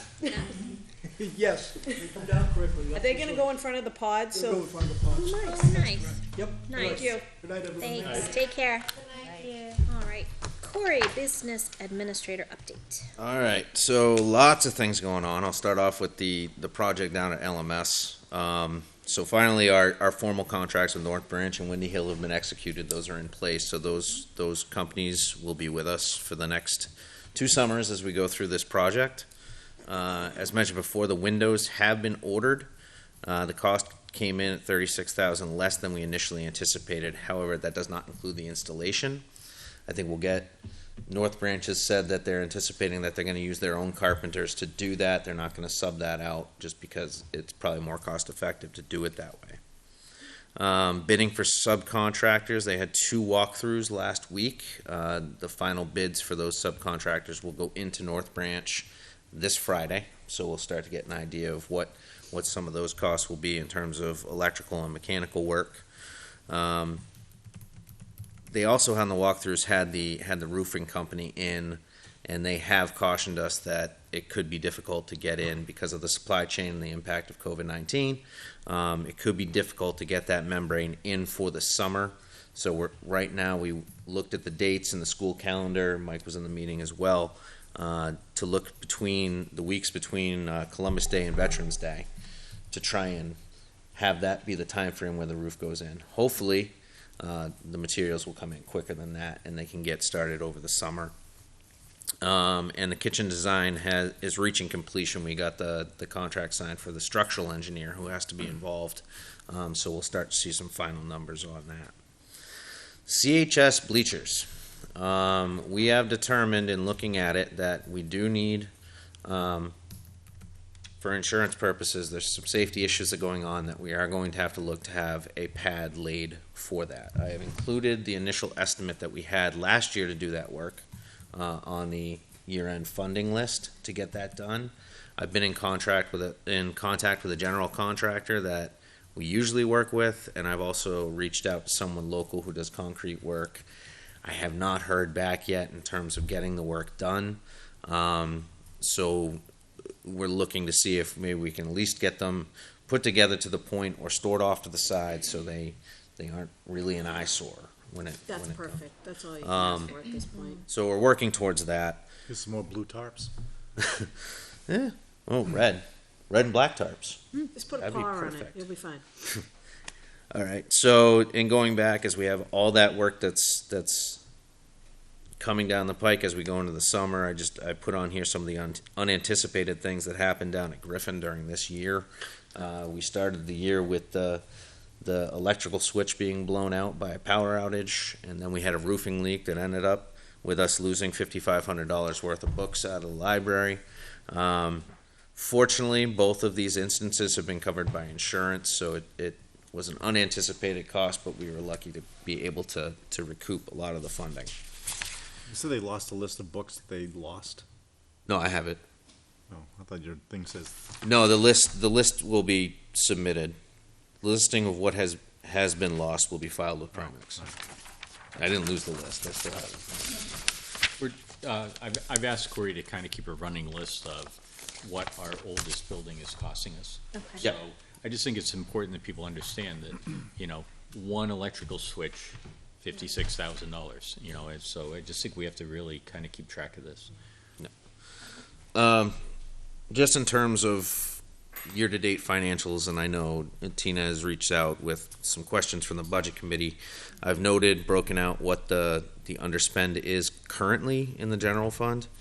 This amount is going to fluctuate based on as we go through PO management and contracts that are fully encumbered for staffing. As those things are cleaned out and washed out, I expect that amount to increase, because currently the payroll related being around 44,000. I don't think that's an accurate depiction of where we are in terms of staffing. I think that number is going to increase. I've taken into account the money that was transferred over the capital project fund, and I just want to state that the fund balance at year end is calculated not only as an underspend. So what they see, the $800,000 that was transferred over, that's not necessarily all underspend. That could be over collection of revenue, things that we received from state, that, you know, we budgeted this thing 18 months ago. We didn't know that we were going to get all the additional money from the state that we did, and other sources. So there's two pieces that go into that calculation. It's all not necessarily we underspent things by close to $1 million. That's good to know. It's going based on that. I've attached a list of proposed projects and purchases. That's attached to here just for review and board approval.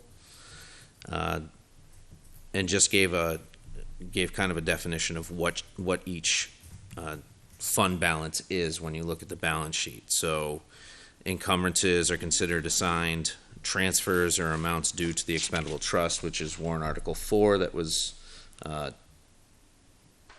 approved in March.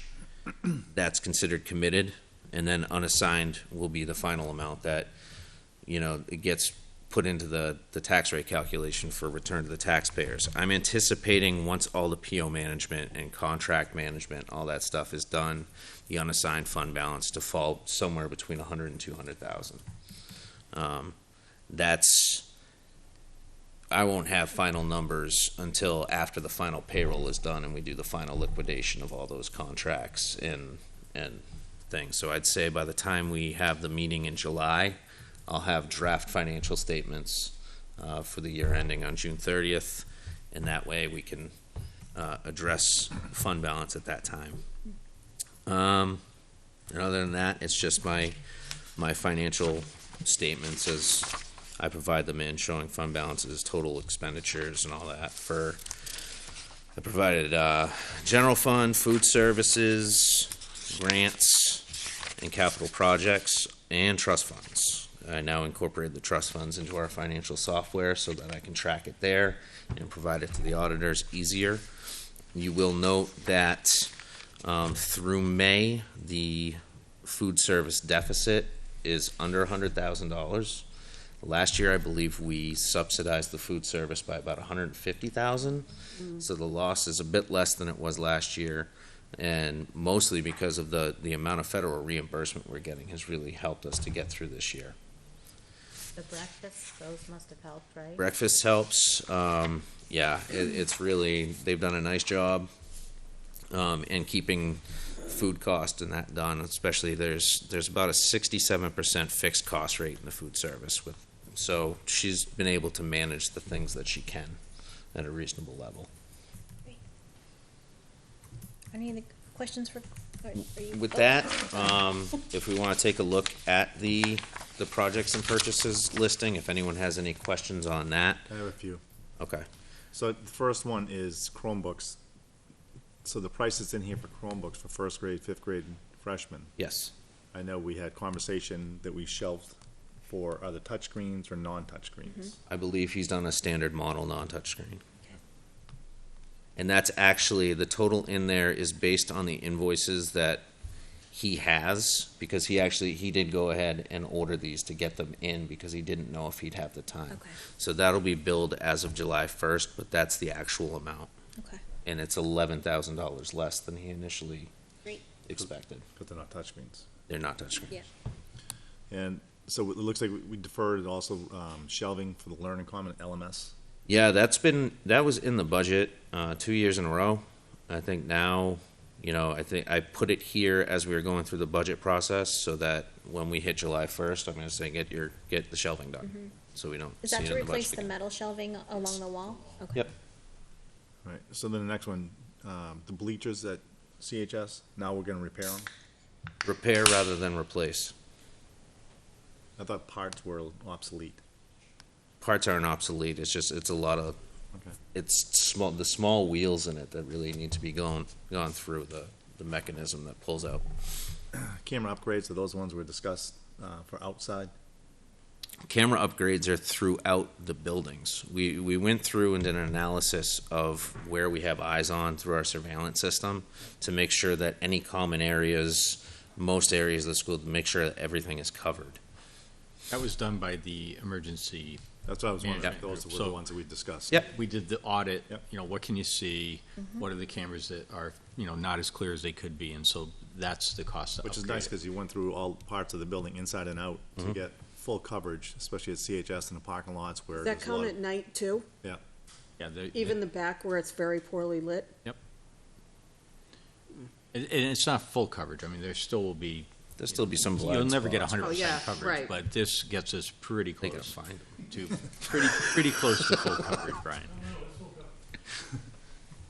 then the last question, exterior lighting, so is that gonna be like parking lot lighting also? Yeah, Bulbs? we're gonna look at Oh, good. outside, getting rid of the old bulbs and getting something more cost efficient in there. And that's enough to cover all three schools as far as changing lighting? 2 schools, Brian. You're not- all right. The worst school is GMS. I mean, it's, Yeah. Yes, but we're it'd be being, worth, I'm telling you, it'd be worth investing a few $1,000s in lighting, and just take the bulbs with you afterwards. I'm telling you. See them out there. Well, based screwing them. on that one lighted LMS, I think one of those bulbs would be beneficial. I mean, that parking lot is so dark when you leave anything. It's, I know. So we'd be looking at approval for year-end funding for the amount of $226,230. And is the concrete pad that's in here, that's what you were just talking about Yep. before, so that's, That's based on an estimate we had to do it last year, Oh. but I'm researching vendors, but I used that as the base.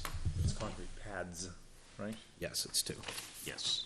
Are these the outside or inside bleachers? It must be outside. Yeah, the outdoor bleachers. We also did get, we met with Josh, and we talked about, these were anticipated we'd have some kind of mobile, bleachers out there, but we had a donation from Londonderry School District that they gave us 2 smaller sets that we are able to move around. Ah, Which is Easier. perfect. so these will be stationary? These will be stationary because there's no way these things won't be able to be moved. We need the pads so that we can anchor them down for safety. Okay, sure. And When you guys are out there, do you think you could take down some of the signs? what Like, signs? there's like 8 trillion signs about dogs and walking. I counted 119 signs walking around. I love to count things. Maybe I have. There were tons of signs at Campbell. Yeah. I did a lot of counting today. One. But there are tons. Some lady yelled at one of the people who brought their little puppy on, "You can't have a dog on the field." I'm like, yes, you can. I'm going with Liz. They're like, there were like 20 signs out there. I'm like, yeah, but we don't know. Just clean up after your dog. Because we do allow dogs. We did that last year, remember? Do we? We did. We did. We're not. What do the signs say, Liz? No No dogs? dogs allowed. They don't say clean up after your dog? No, no dogs Maybe allowed. we- 'Cause I think that's why the no dogs went up, because people didn't clean up. So, But there are dogs allowed. yes, we just need to make sure the signs are right. Do you want me to donate signs with the little dog and poop with an X through it? That would be cute. No, I'm just, it's a little. Maybe a sign with a little dog bag thing next to it. Or we could provide the bags, like. But it's more, not the parents, it's not the parents bringing their kids, their dogs to their sporting, it's people after hours, I think we talked about, who Oh, let their taking people on walk. walks. Yeah, Okay. less is more. God, I'm all over you today, Corey, I'm sorry. It's been a day. This has been tame. Yeah, that was nothing. Any other questions or comments for Corey? All right, can we send this whole packet over to the budget committee? Did we vote on this? Need a We did motion. not. So we need a motion to vote on the, encumbrance of $226,000, no, $226,230 for year-end projects. I'll make that motion right now. So made. So, I'll second. Okay, discussion? Comments? Nothing? Anyone? We already discussed it. All right. All in favor? Aye. Aye. Opposed? Abstain? Passes 500. thank you. You're welcome. Is your meeting tomorrow night? No, Next we week? already had our meeting for, oh, no, it's the end of June. But they like to have the documents as soon as we see them, so. Thank you for that, Michelle. Sending the, I'll send it to you. okay. And then I'll send it over, thank you. And do you have anything else for us, Corey? I do not. Okay. Then that brings us to committee reports. Budget committee met last week, I believe. Yeah, I think it was last week. We just reviewed the year-end documents. I forwarded questions from the committee to Corey and Mike, and they were responded to. And our next meeting is, I think it's like June 25th or something like that. We didn't really have any big business to do. It was a quick meeting. We were out in under half an hour. Burke? Mary covered everything we did. Okay. It was fantastic. Thank you for doing that, committee. You're welcome. I love it. Good. That's a question. I don't have a report out or anything, but do we have a time for when the, whatever we're calling it, school start time? School start time committee, so, we do not have the membership finalized, so the LEA has not been able to appoint anybody for GMS, and I don't think starting without an elementary representative makes sense, so the initial timeline has been backed up. I've actually asked Principal Mitchell to assist with finding somebody to volunteer, so we're waiting to have that person on board, but that's just a critical liaison and voice to be involved, so. What are we anticipating in terms of meeting, number of meetings, frequency, any of that? I think it's gonna really depend on how the committee unfolds and what we do. You know, it could be like a 5-meeting commitment, and it could extend longer. It really depends on where the group ends up taking it. All right, thank you. New business. We have some policies to reapprove. Looks like we have, GA is good to me. Oh, these are fun to read. yeah. I'd have 3. Do you does anyone have any comments on any of these? Should we just go in order? Yes. GA? Yep. Where, what you got, Tara? I don't have anything on the first. Does anybody Okay. have anything on the first one? Nope. No. All right, GBEBB. I just have to refresh my memory. Employee student relations. GBEBB. There we go. Oh, yep, you made a comment on the derogatory. Oh, yeah, Yeah. the first bullet. Or maybe even the whole policy. I mean, are there consequences for violating this policy that we should put in there? Which I one are know we that doing? another policy had Employee student. EBB? GBEBB. Sorry. In stereo. It's a lot of Employee EBs, student relations. D. Got it. Yeah. All right. Well, I'm just wondering if the whole Talking about thing should today, have something similar to what we have in GBEBD, which is violation of this policy shall result in disciplinary action up to and including dismissal. Does the school board count in that group? District, schools, or staff? I was wondering about that. I feel like are we technically I don't staff know. because we get a stipend? I don't know. Don't know. That's kind of how I School board's not figured staff. that. Yeah. We're not employees.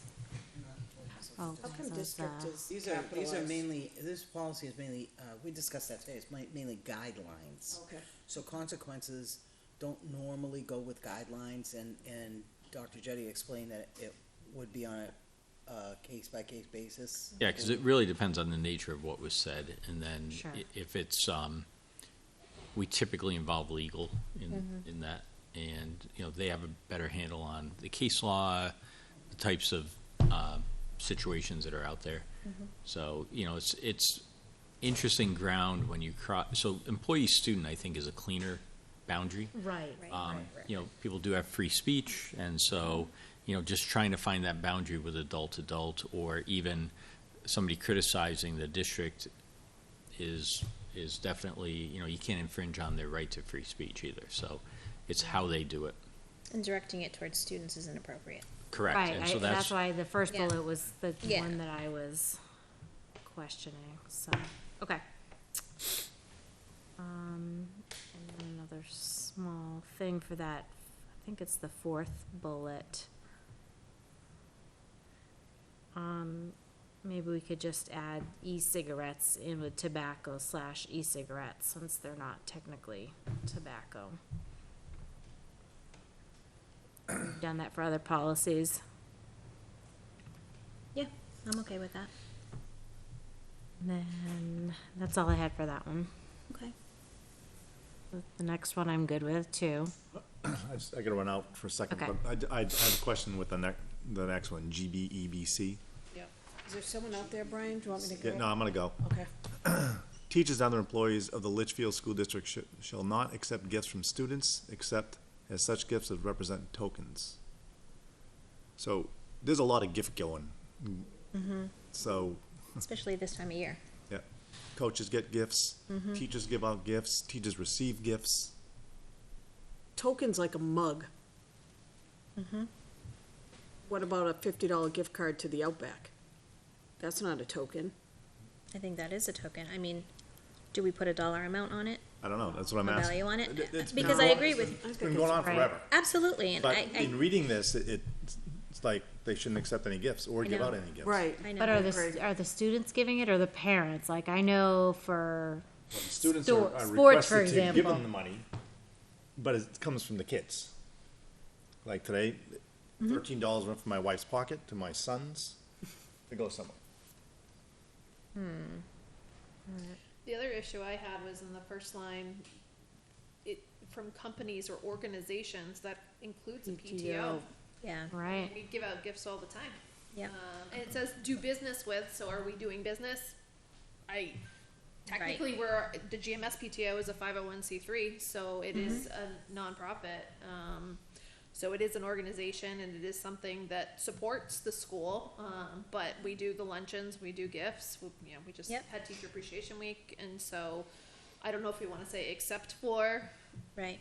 you know, Can we look into other districts' policies, or if the school board association has a sample policy on this? Because I feel like, This is from the New Hampshire School Boards. but this is the one that we've had since 2009. It's never changed. Okay. I just. I feel like the intent of that first sentence is, as individuals, employees are prohibited from accepting things. Do you know what I Yeah. mean? Versus But it doesn't doing reflect- Teacher it doesn't- Appreciation Week. Right, it doesn't reflect current practice either. I mean, Right. we say we discourage Right. gifts, but we've all given gifts to our students, teachers. Definitely, So, yep.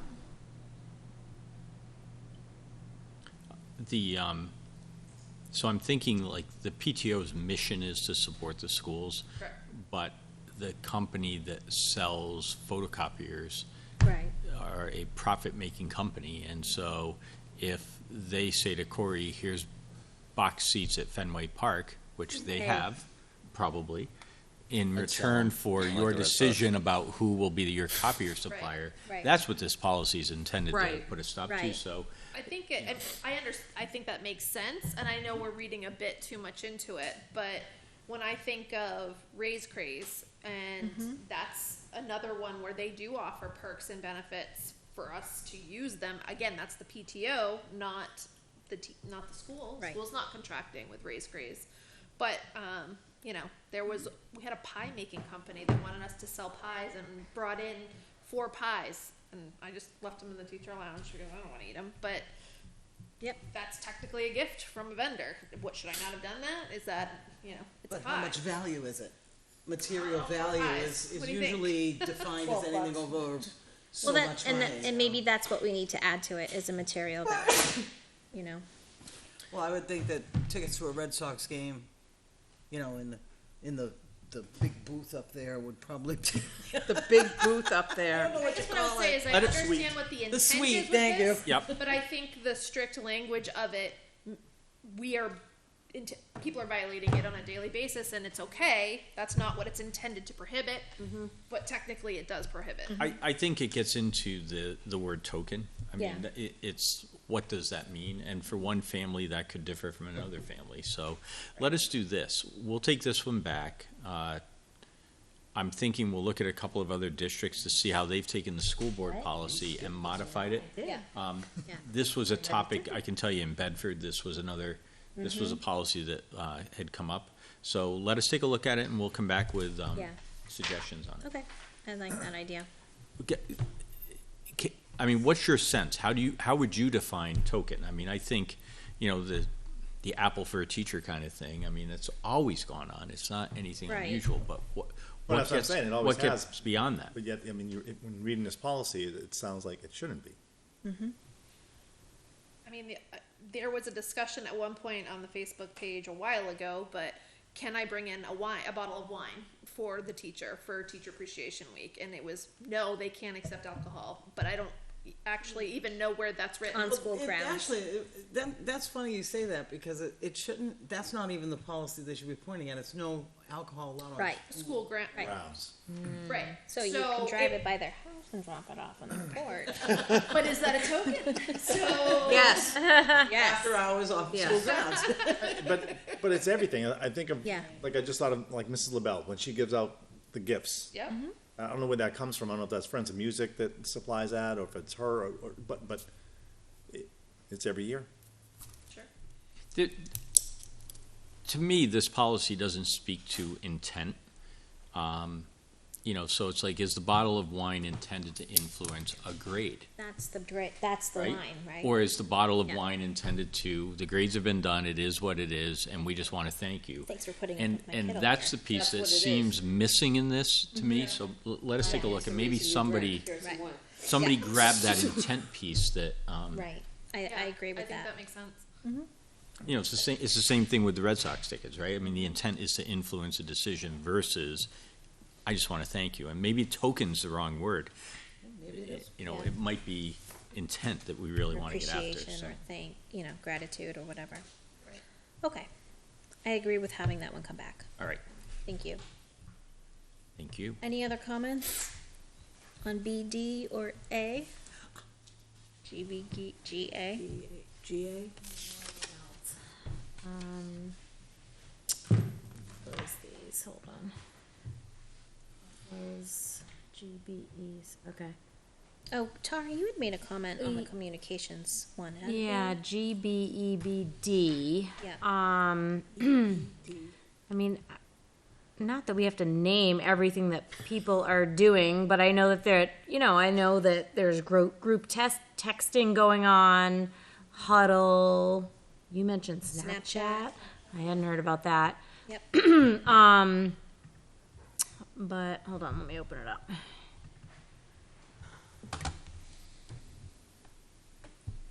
So one thing is that under the first example, the coach must uncheck that everyone can post and everyone add photos on Facebook, and I think we just need to take that out because it's not realistic and it's not happening now. People can post comments and photos, but maybe we add a line about admins monitoring for appropriate content. I didn't even know this policy existed. I didn't know that you had to fill out a social media use form. Is this communicated out to our coaches and advisors? I didn't know that either, yep. Josh probably doesn't know it exists either. Yeah. So I think that's a big step. Once we approve it, we need to send out a reminder. Communicate about it, yep.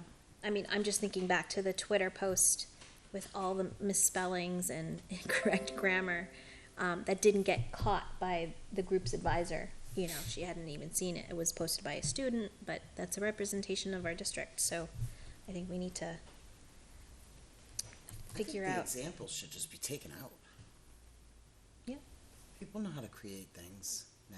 Yeah, but I mean, I don't know. But how, the how many- process, some of the Right. process can still be in there. It's still filling out a social media Right. use form, submitting it. Does that have to be approved by the principal or superintendent or director? It doesn't say it needs, I don't know, I can't take credit for this policy. I didn't write this Okay. one. social media. And then either maybe there needs to be an agreement of who created it to turn it over after they're done, or if there's a way to add, you know, an admin to it. I think most of It those just- students create them. There's a lot of it, yeah. But even the parent pages, I mean, they're not necessarily, like GMS has the PTO page, but LMS is a parent page. Each class has a parent page that a parent has created, but, you know, we have to decide what is owned by the school and what isn't owned by the school. And depending on the site, they may be able to give us the credentials used to log in, but if it's, you know, Facebook, they're not gonna give you their personal login. Right. so Figure out how to handle that. When was this approved? 2013. 2013. 9 years later. Oh, so the other thing is, letter D, use of social media will be phased in following a pilot process. So it's 9 years later, we're past the I pilot. think we're good. Yeah, we're gonna just take that out. Yeah, You can just strike D completely. Yeah. okay. Yeah. So I mean, guess I think we have to recognize that this is how groups are communicating. You know, it's not I mean, this policy says that we'll give, you know, coaches or. Yeah, but this is staff communication with students. Now, what I'm saying, most of the groups are student-based. Or team mom based. Right. I know football's team mom. right. So maybe You'll hear the coach say, talk about it in chat, whatever, or every team has like their own chat room, whatever. Right. But it does say extracurricular advisors or head coaches. If they're involved with the communications or in the group, then it's a totally different animal. So should we have athletics weigh in on this? Should Josh? Yeah, that's what weigh I would in like on to this? find out. What is Yeah. the current process they're following? Because, like, I mean, my question is, they have to fill out this form and before they can do it. But what happens with the form? Where is the Does someone form? have to review Well, it this isn't just and athletics either. Friends of Music has Right. a page, and Right. you know, this is across the board. This is exactly? So, I mean, I would love to get the different groups' input in Yep. terms of what are they Right. doing, what's working, Right. what's not. I Right. mean, maybe we do strike all of the examples. I'm also wondering if we're beyond the procedures at this point. So if you Yeah. read the policy part up top, right? Transparent, accessible, professional. Yeah. So I always said to my coaches, I don't want you texting one kid. I want you doing a group text so that it's transparent, it's open, people can see it, right? Right. Yeah. You keep yourself out of trouble, if you would, when you're communicating with students by doing groups Yeah. always. Isn't that another policy? And I'm just Social wondering media, if, you mean? Yeah. That they. No, not like- texting. For No, kids. I feel like there might have been That's something in that the mentioned internet and texting. acceptable use policy. There's something in there as well. And that's for everybody. Yeah. Yes. and I'm just wondering if the procedures, if we've just gone Just beyond mix those them. at this point. Yeah. I mean, it could, you know, just dump the procedural Just part never and leave it really at, you know, there's no way we're gonna be managing all this. And the minute you Can't. identify this tool. Right. I mean, look at this, Facebook and Instagram or Twitter, Right. whatever's Yeah. mentioned in Yeah. here. It's evolved to all these other things. So Right. almost stay out of that procedural piece, but just say, hey, as long as it meets the test of the TAP test, it keeps the person out of trouble. It's appropriate communication. Yeah. And as So long I- as they're monitoring it too, if it is two-way communication, you have to, yes, those three characteristics, but you have to monitor it. So we just delete C and D. Is that what we're saying? I'm suggesting, actually on the first page, it begins with the Okay. procedural piece, Yeah. and we just delete all of the procedure part. Because I think the minute we write procedures that apply in 2021, they're obsolete in 2023 True. anyway, Especially with because social Yeah, that's a media. good point. something else will evolve. So, Okay. you know, the the test up above is really, it doesn't matter what the next thing Right. is. You want to make sure that it's open, Okay. available. The monitor is the coach or the moderator of it.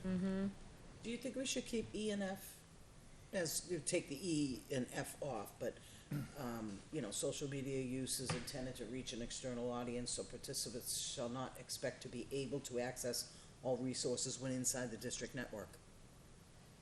That's basically a disclaimer. It's even more than social media, though, too. It's texting, Right.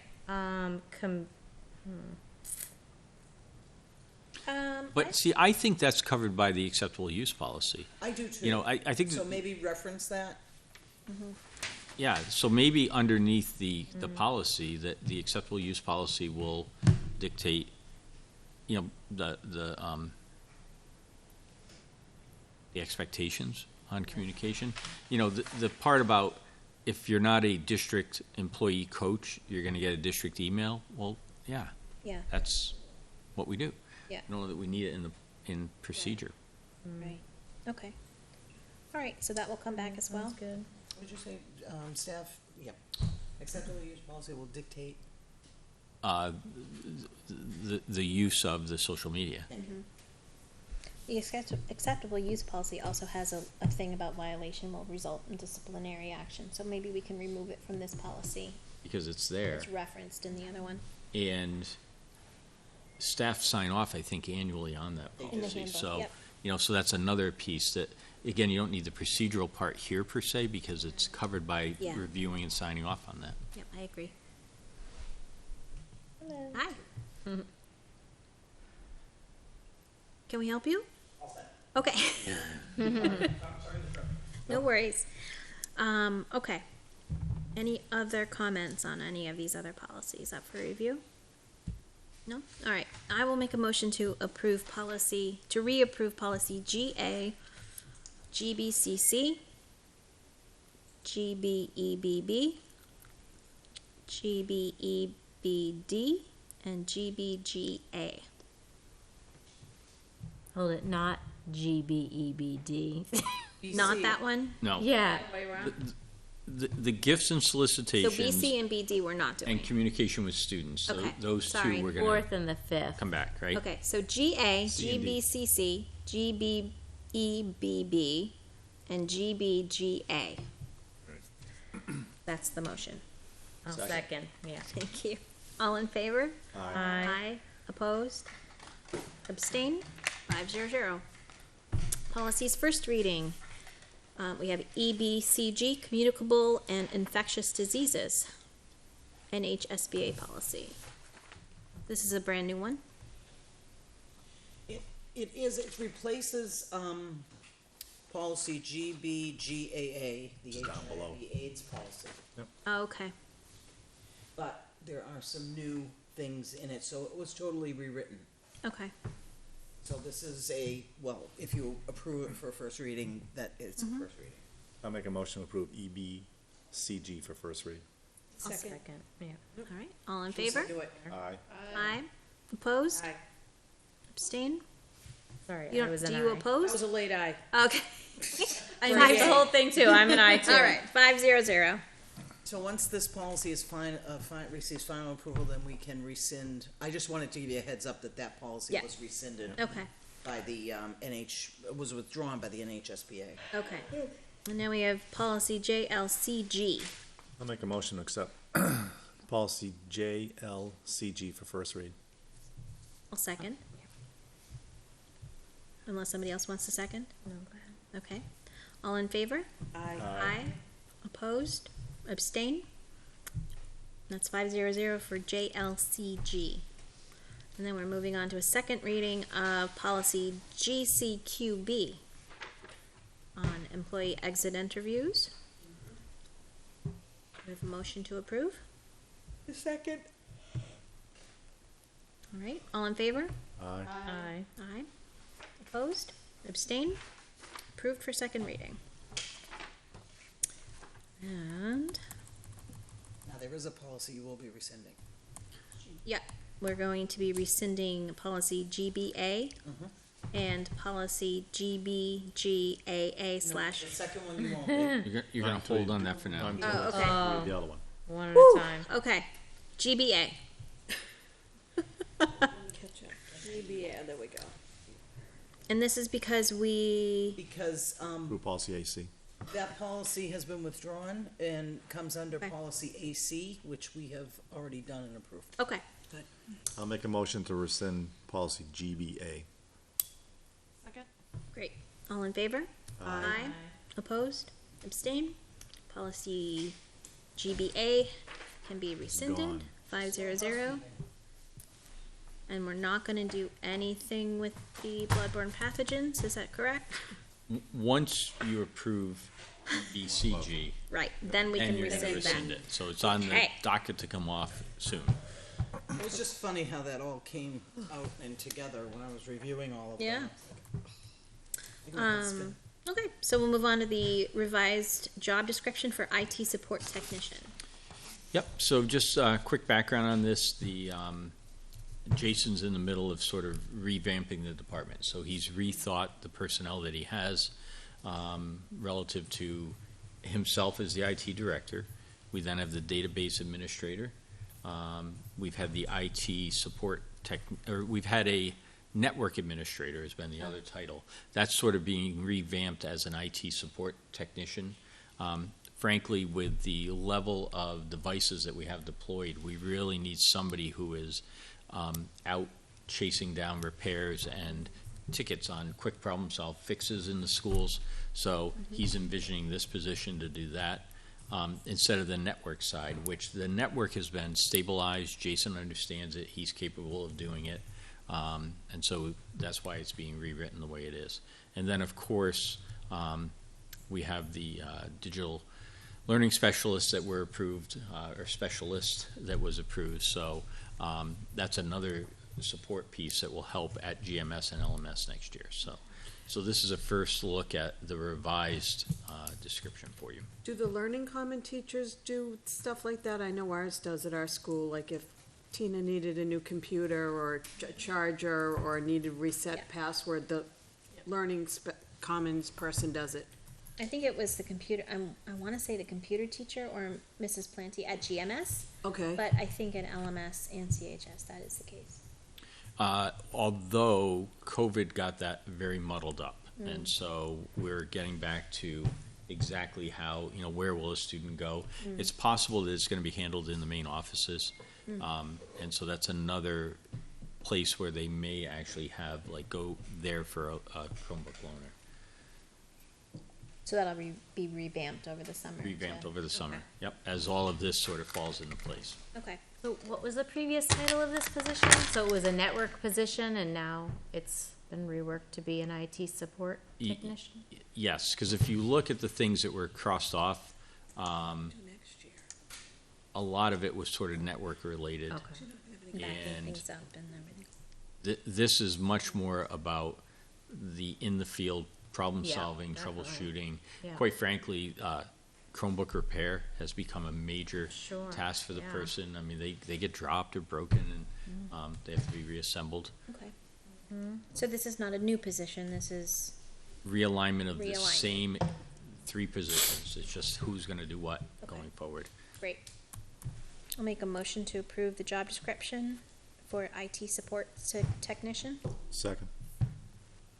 All in favor? Aye. Aye. Aye. Opposed? Abstain? 500. That brings us to GMS enrollment. All right, so, bear with me, I gotta catch up here. If we take a look at the GMS enrollment, as you know, we've been monitoring this. And the sheet was updated with June 1st numbers, so, we currently have 82 kindergartners, registered, so we are well over the trigger point of 76. And so, even though we didn't anticipate hitting that level, we have, so, right now, we do need an additional teacher in kindergarten. First grade is at 83. Their trigger number is 84, so they're just one shy of the trigger number at this point. Second grade is at 79, and their trigger number is 84. So that's why they're giving up one staff member, which is going to the kindergarten right now. Third grade is at 86, which is 2 over the trigger mark. So that is an additional teacher needed to hit the grade level there, or the class size there. And then in fourth grade, 97 is the trigger, and they're at 94. So they're just under that. I think grade 3 is 83, isn't it? Does it say 86? It's 86, yeah. So It says 83 here.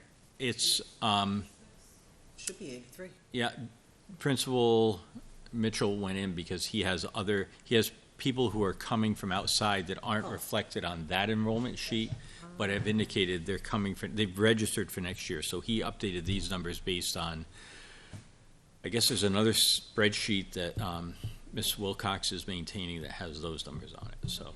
There's another I checked this afternoon, and first grade was at 82, and now it's up to 83. Because they're They coming for updated next that. year. Yep. Yeah. When is this spreadsheet gonna be updated? Which one are you looking at? I'm looking at this one. Because this is the one that, Oh, I'm on the wrong one. That's just a monthly enrollment. Yeah, so the monthly enrollment are students here right now in our classes. Enrollment So it gives you a good opportunities? guide, because you can just the drive, it's right on the. Oh, I see it, sorry. bring them up. But this is one that has It's in the families who have said, we're moving to Litchfield, or we've been remote this year, or we've been at St. Francis this year, we're coming back. So that's why the number in green is the more accurate number to use, so. Dark green. I have a couple of concerns. Me too. I go back to what I said at the last meeting we had, which is, can someone clarify for me why the trigger number requires every class to be above the ratio rather than being triggered as soon as one class has a student above the ratio? So I'll do the best to explain what I've been told. So the budget committee developed that sheet. So what we have in our policy. The budget committee did not do that sheet. Somebody's told me, did you hear that? Someone said Cindy Kuchar did Cindy it. Kuchar developed It wasn't that the sheet. budget committee, It was Bill Spencer. on the budget committee. And did the town vote for it? Budget committee voted for it. I think it was agreed upon with the school board. And Bill, all right, I just wanna make sure that's Yeah. out there, cause What timeline are we talking about here? 100 years ago. Years ago. 2003. So we're not talking about in the last 5 years? No. Except Okay. for So K. when I arrived, so I'm brand new, and Right. I'm told, okay, here's the policy, here's the sheet that we use that was developed by the budget committee, and I was told it was Bill Spencer who had been influential with it. But Cindy is the one who actually had it and was using it in my first development year, because Bill was not involved with the budget committee at that point. So when we were revising the policy, I brought forward to the board, I'm like, well, rather than have a super secret sheet that's over here somewhere, let's just put it all together so it's in one spot. Here's the policy, here's what has been agreed upon as the way that we follow it. I agree with you. I found the rounding interesting because, if the number is 23, you really hit 23.75 before you ever add the person, right? But on an average, which means you have 3 classes that are at 24 Right. before it triggers something. But that's the agreed upon number, and that's what we brought into the policy. So that's sort of the history of it and why it resides there. So is it now adopted as a school board policy? It's in your policy, yep. So if you look down below on this sheet, if you're open to it, there's a policy and calculator link. And when you click on that, it's your policy, IHB, that we revised in November of 2018. It's got the class sizes. Right. And, this was last done to lower kindergarten to 18. And then attached to it is the class size budgeting procedures. Okay. I remember that paper. And this is where the trigger numbers appear. And So that's the document that Cindy had that was from the budget committee. correct. And we modified it when we dropped the kindergarten number to 18. We followed the same rule, if you would. So we didn't want kindergarten to be inconsistent with the way the others were structured. So, you might ask, why does kindergarten do the same thing? Because we modeled it on the other two. So, So, second follow-up question. How does one propose a change to a school board policy if they're, say, a young, fresh, new member that might want to see a change to a school board policy? Because as far as I'm concerned, 3 classes or 2 classes or 1 class having more than the recommended amount is too many. But the state recommended amount is way higher than I that. understand that. Right. But we have said, and we have this on the top, 20 students, grade 1 to 3. I'm looking at page 2. Or page 2. It's right on the top. Grades 1 through 3. LSB policy, 20 students per classroom for grades 1 to 3. Same thing with grade 4, 23 students. Grades 4 is now going to be over that in 2 classes. They're going to have 24 students. I thought it was a strive for number. Wasn't that the word you used before, Brian? Because I went through this a couple years ago when I was fighting for another kindergarten teacher. Wasn't it a strive for Well, number? It isn't set in stone. is if how you it go was back to the explained me. policy part, page 1, number 5 says striving for class sizes up. So strive for is, you know, it's not meant to be a firm rule. It's a striving for, and it's linked up to the other decision point, the trigger number, if you would. Can I ask how many paras are in the elementary school? How many paras? I'll have to get back to you on that one. I don't know have there's it. one in every kindergarten class. There's at least one in every preschool class. Why can't we separate the paras and put one in every classroom? Because I'm sure it will equal the same.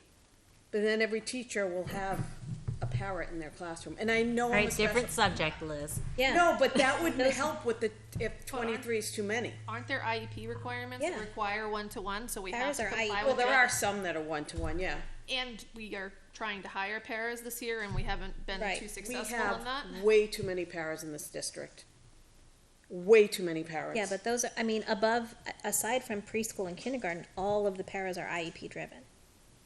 That's true. We don't have any Yeah, program could- paras above kindergarten. Well, Right, kindergarten or program paras are assigned to that Correct. class. Right. Correct. Those are Each at the high class school. has one. Right. right. But we don't have that in first, second, third, or fourth. So you're telling me none of the first, second, or third grade teachers have another adult in there to Some help? of them don't.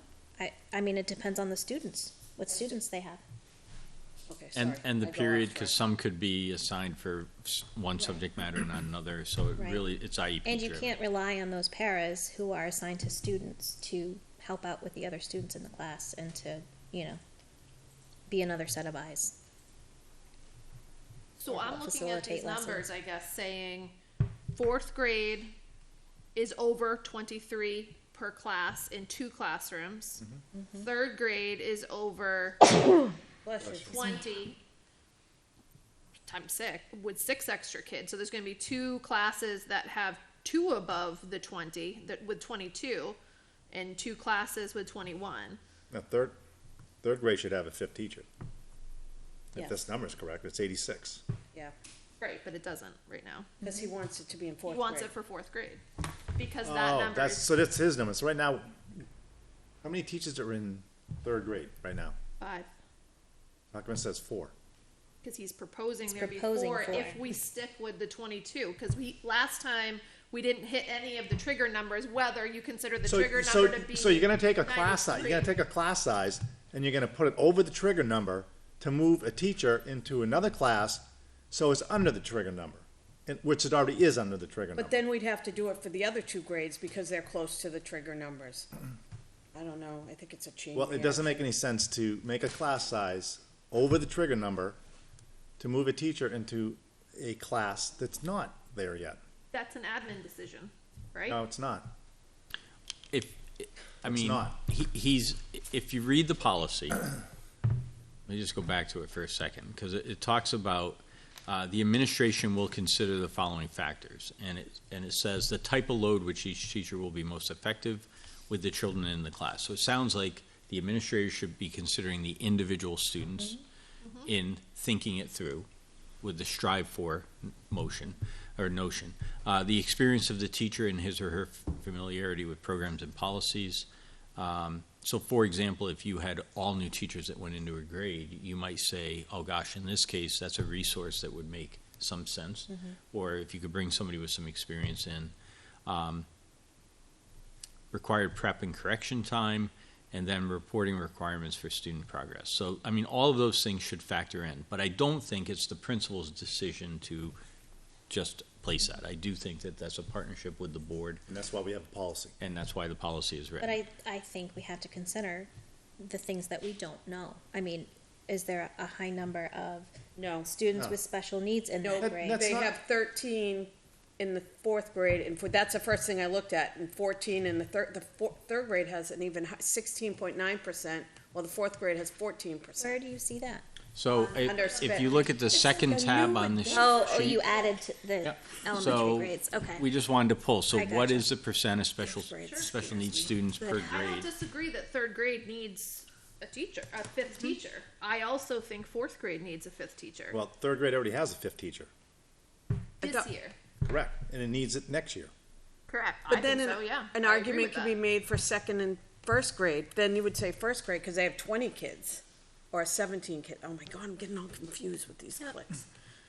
Do you know what I mean? I think you can make an argument for everyone then.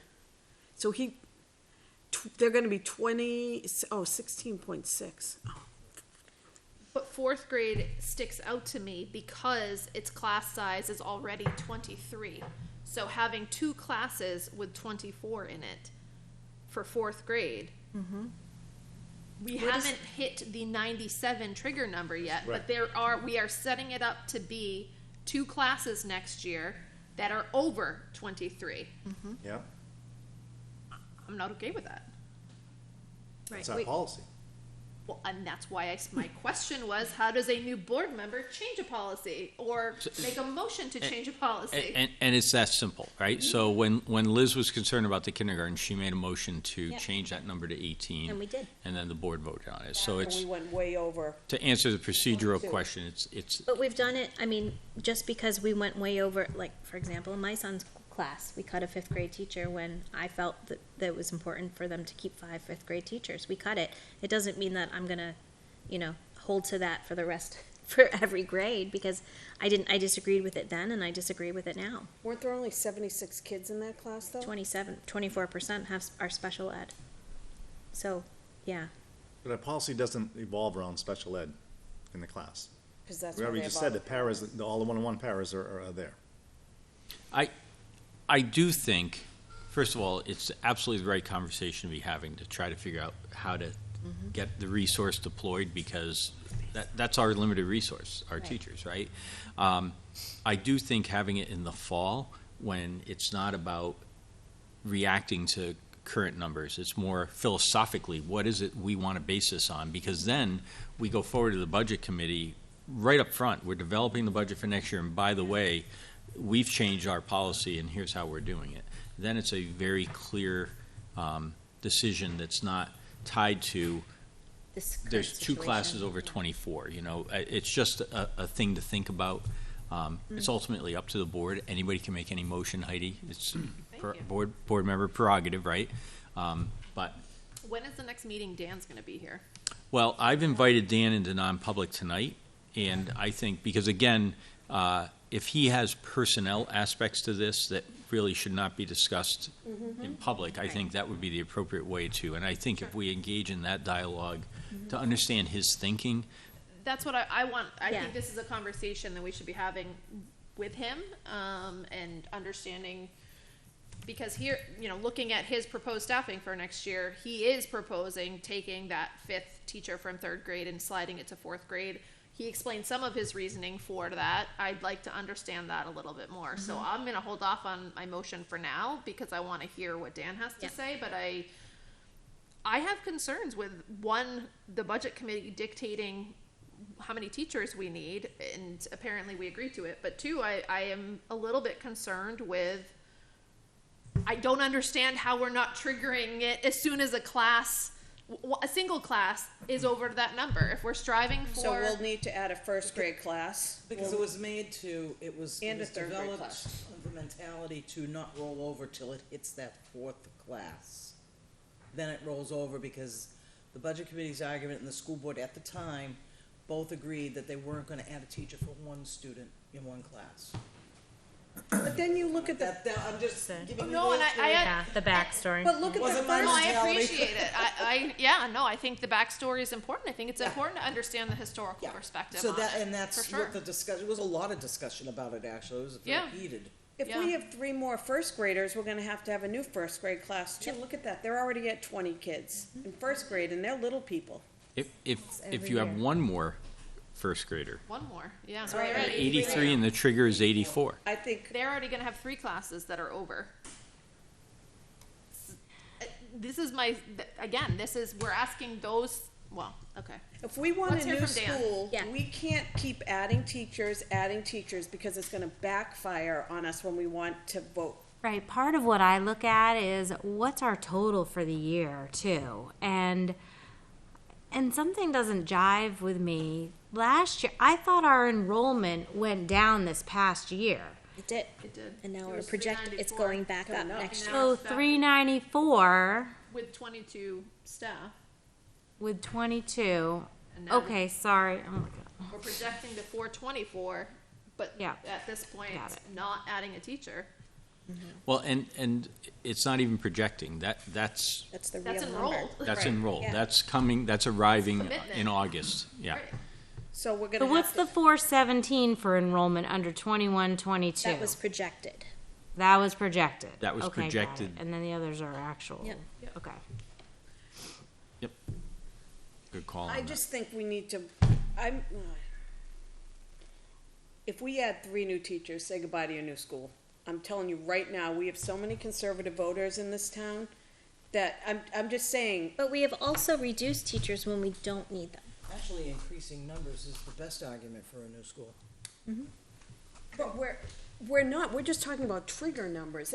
How many people were in that You don't know school? what it's gonna be like over the next 4 years, with the building that's going on. That's in true. town. You don't know Right. what's coming in, nobody does. I mean, I'm not ready to, I want to speak to Dan and see where, all his ducks are, but, I mean, when we have the numbers to justify it, I think we need to add staff. We When can't, we hit the trigger number, which is what the policy says, absolutely. But I think we need to be conservative, so I'm looking at the first grade number. I would rather see less first graders than Me too. fourth graders, because some of these kindergartners still need their hands held to go to the bathroom. yeah. So let's Let's talk to Dan. put it off and we'll talk to Dan about it and see if we can get some more information from what he sees. Okay? So, All right. I just got a quick question, because something's confusing to me. Where does he get this number for the class size based on policy? Because grade 1 is 16.1, I don't know what that number is. That's kindergarten. Grade 1 is, which Oh. number, Brian? Grade 1 is. Right below the green, Yep, Which grade? class size based on policy, 16.6. yeah. So that number is the 83 kids that he has enrolled for next year, divided by the 5. Oh, 5. Because there's currently 5. Right, because, so when it says based on policy, that was actually based on projection is probably the better way to word that. Yeah. Yeah, let me change that to projection, because it's pulling from the yellow region. This is what we were Okay. projecting back in October. Right. So that's if we kept the 5. Right. The 5. And then teachers. the class size based on proposal This chart's is, always hard so for he's me. saying his proposal. Because we're using like different calculations and, but, so right now, that number should actually be No, oh wait. based on projection, but you have your actuals right now of 83, so I don't know what the 16.6 is. Let me do it this way. If I, hang on one second. This is what he's projecting for next year. I'm Current still at staff. 22. So basically, another line if that you says look that. at line 18, proposed staffing, To line I mean, 4. right now, we're at 5 in kindergarten because we're over the trigger. Yep. We're at 4 in first grade, but watching it closely. Yep, We're at 4 in second grade. yep, We're at 5 in third grade, right, because we've exceeded the trigger number there, and we're at 4 in fourth grade. yep. So that's where it actually falls out based on the policy right now. And then you can see underneath it, the class sizes. Yeah, I got that, so result. that line in a class size on projection, Yep. Just, that line should just be gone. That's nothing. It's I can do confusing. that. Huh? What's the make note, that what does go. the note say at the end of that? This has changed since I printed it out this afternoon. Yeah, Because we updated the sheet. yeah. 5 and There's 4. another link above that one. Oh, is that just GMS? Plus, Yeah. plus 6 per class in grade 4 compared to grade 3. I don't know what that means. Maybe a See that. comparison there would be Okay, better if you got it. had class size current and staffing current, and then your proposal beneath it would make more sense. I'm just saying, that line is confusing because it's, I think it's in the wrong spot. Yeah, Maybe, Yeah, it's- yeah. yeah. Put it up with the projections if that's something, but it doesn't fall into like yeah. what you're looking at. Agreed. Yep. I think there's a way to hide it. Or delete it. I could, but just in case it's useful to somebody that I'm missing.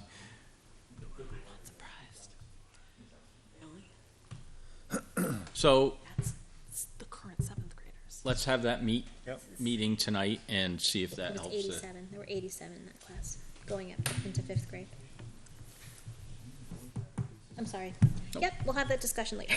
Good. Okay, that brings us to our 2021 to 24 school board goals. We saw So this last week. last meeting, we shared this with you.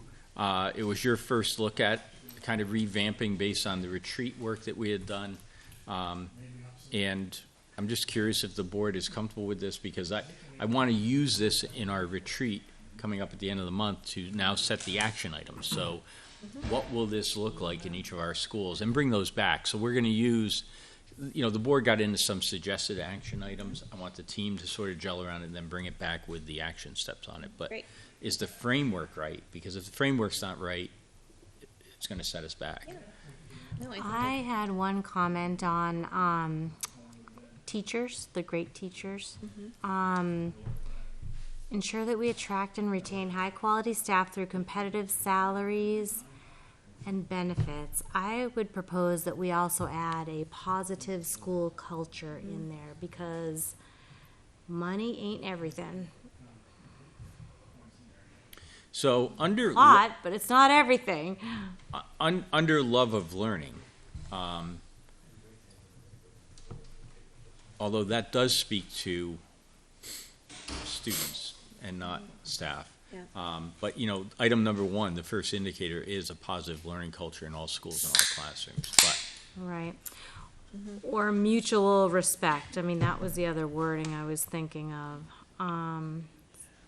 Could you add that under the 3rd bullet point? Foster a culture of data-driven decisions and, or foster a positive or collaborative culture. I like positive rather than data. Yeah, Me too. data sounds too clinical.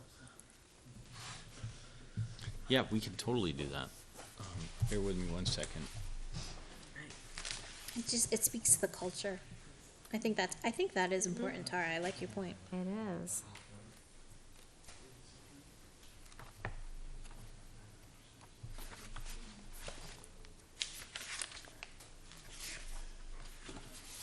So your suggestion is to put it under, Foster a collaborative culture or a positive collaborative culture, something like that. And then the data-driven, we can add the, I don't really think you need it in the, we're not like trying to set up a negative situation. Of course we want positive. right, You but can't assume So why do we have to put that in there? Because it sounds nice. Well, to me, it fit with the first bullet, because it was talking about attracting Yeah. and retaining high-quality staff. And you already don't just mentions do that through salaries and benefits. There's a lot of Oh, it other does up in the top. factors. There are, but we're not gonna list the 100 factors. No, there are. but that's why I'm saying a positive school culture. the 3 more other thing words. that I might change is instead of data-driven, data-informed decisions. Just trying to make it too complicated. Semantics.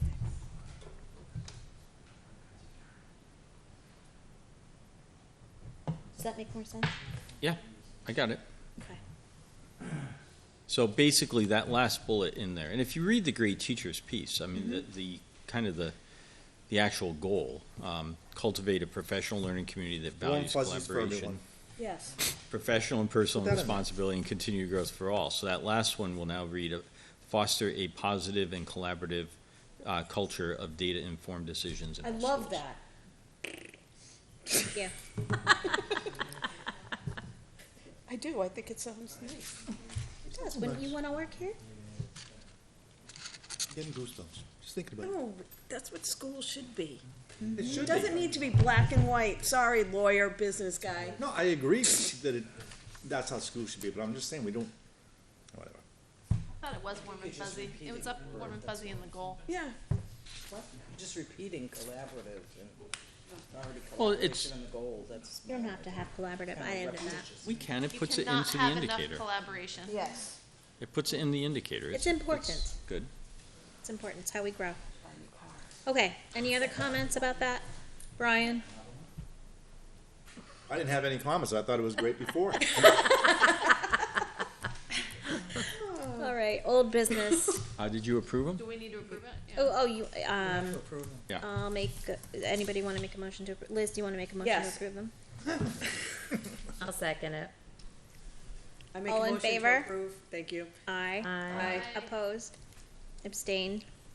They are now approved. We have goals, people. Awesome. We'll keep plugging and get the next document back to you Alright. for July or August. Now tell us about coronavirus. Yep, so basically, we continue to meet every day. The current situation is very positive in the schools. There's very little positivity. We have a few kids who are quarantining because of exposure or so forth, but we're really in good shape going into the end of the year. Reopening plan, we're on a kind of a tight timeline to get a plan submitted to the state by June 23rd is one more thing that they've given us. They've given us a checklist of what we need to do. It does involve community feedback, so I think that some sort of a survey tool will be brought forward as part of this. And, we're just gonna take our best guess at what it's gonna look like in September. It's looking more and more like a normal school year, as normal as it gets. I do think hand sanitizer is going to continue to play a key Thank role God. for us. But, that's, I hope we can find some. But one of the leading stories today on MUR was Catholic schools made the announcement saw that they that. will be mask-free. Yeah. And they said parent choice.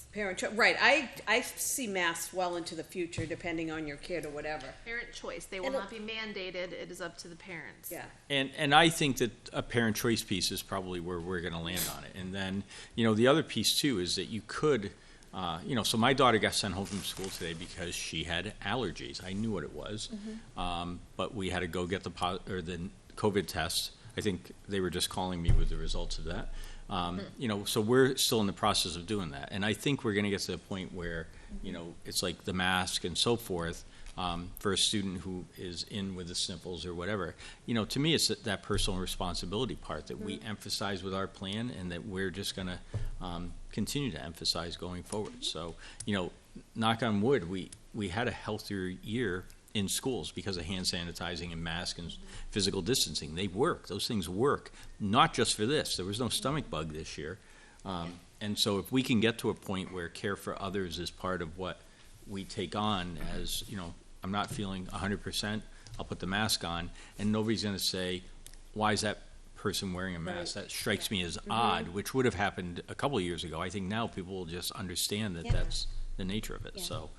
And with this plan, we submit a plan to the state. If the situation changes, or, if all of a sudden our elementary school kids are vaccinations open up to kids 2 and up, it could change depending on whatever the situation is as we get closer. And I think it'll have to be that kind of fluid. Yeah. Are you still envisioning like a single pager with Yeah. a lot of links? Yeah. Yep, I think that's the way it's gonna go. And we had a meeting, was it last week? No, it must have been, no, it was last week.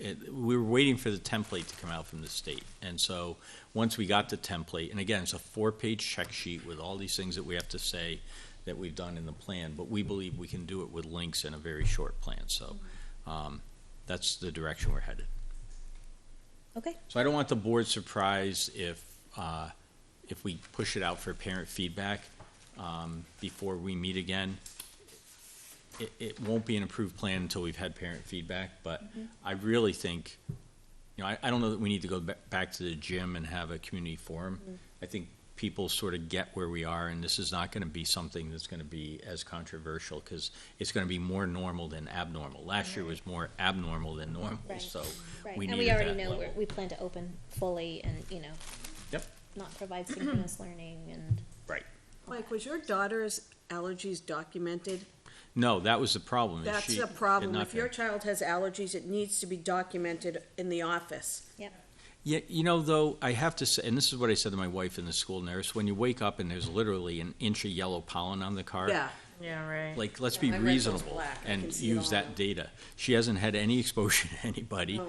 She's on day 94 of her positivity, and it didn't trigger off at day 90, so it's like, come on, guys, let's be reasonable with this. I But agree. instead, we're following all the protocols, and we'll get the negative test. Brain swab.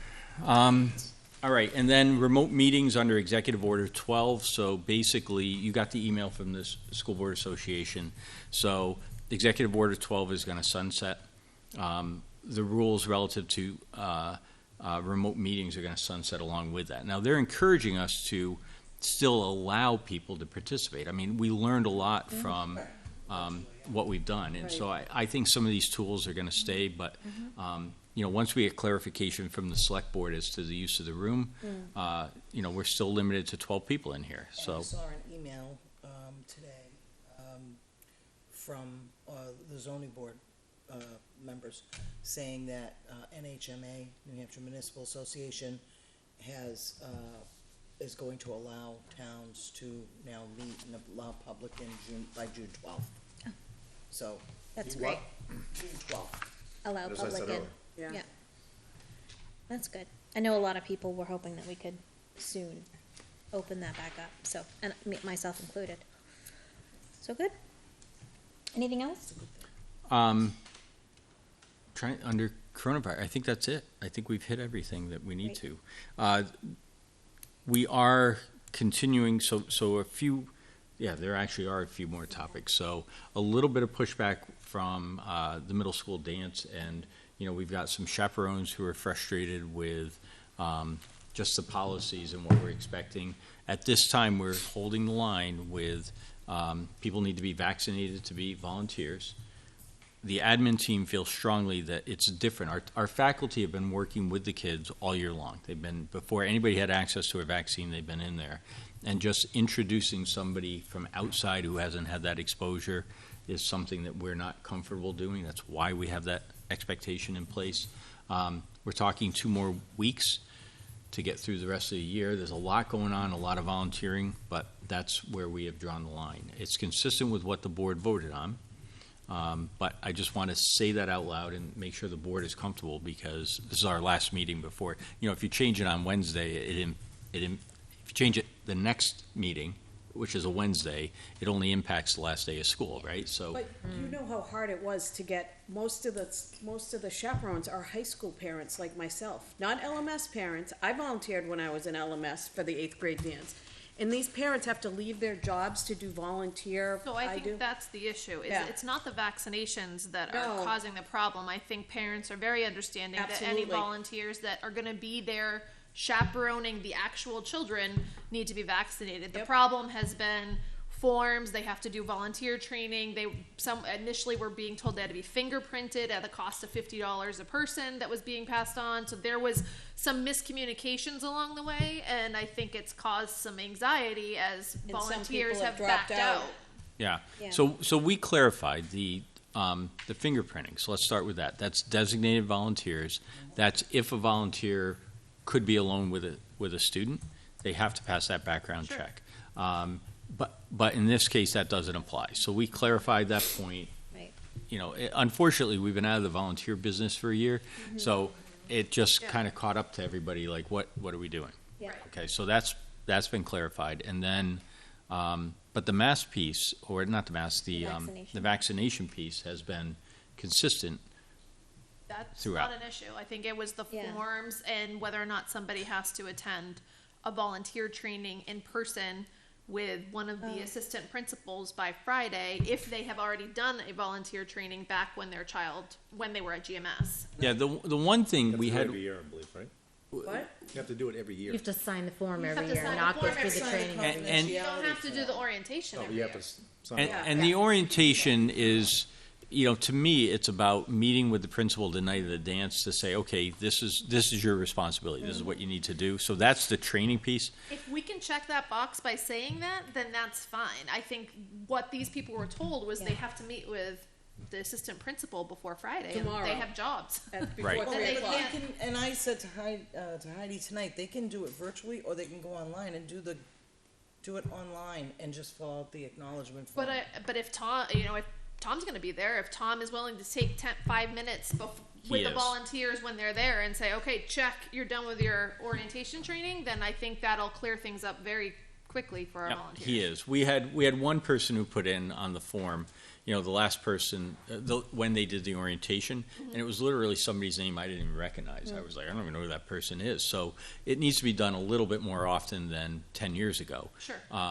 But yes, to me, it's about, okay, you're volunteering tonight. I don't have to train you about field trip procedures because this is a dance. I got to train you on what we're going to do for the dance, Right. and that's something that the And principals it's going can to do. be a unique dance because it is partially outside and partially inside. So I think having that training anyway will be helpful for the volunteers to know who's covering what areas and Like how a long pep they need talk to be. before. Yeah. Yeah, you think you can just meet 10, 15 minutes before. Exactly. And I think the volunteers will be fine with that. I didn't know that was an option. I think No. that's perfect. Yes. That isn't what Yeah, the that was impression. not conveyed. That isn't Yeah. what the impression the volunteers got at all. Right. No, So- but I mean, that's all it'll take is just meet But before. that's because we had a procedure in place, and that's all we had, and people fall back to that. Right. Sure. I mean, I think we're also, like you said, we're doing this at the, here we are. It's on Friday, and we didn't know we were having this part of it. And we so- found out 2 weeks ago. So and we're doing the doing best it. we can to Yeah. cram and get everything done. So I think that piece makes it a lot easier to say to the volunteers, get there 10 minutes earlier, and we'll talk you through it. I think that's perfect. Are we all on board with that? Yeah, I think Yeah. that's fine. Yeah, I thought that had been communicated, but maybe not.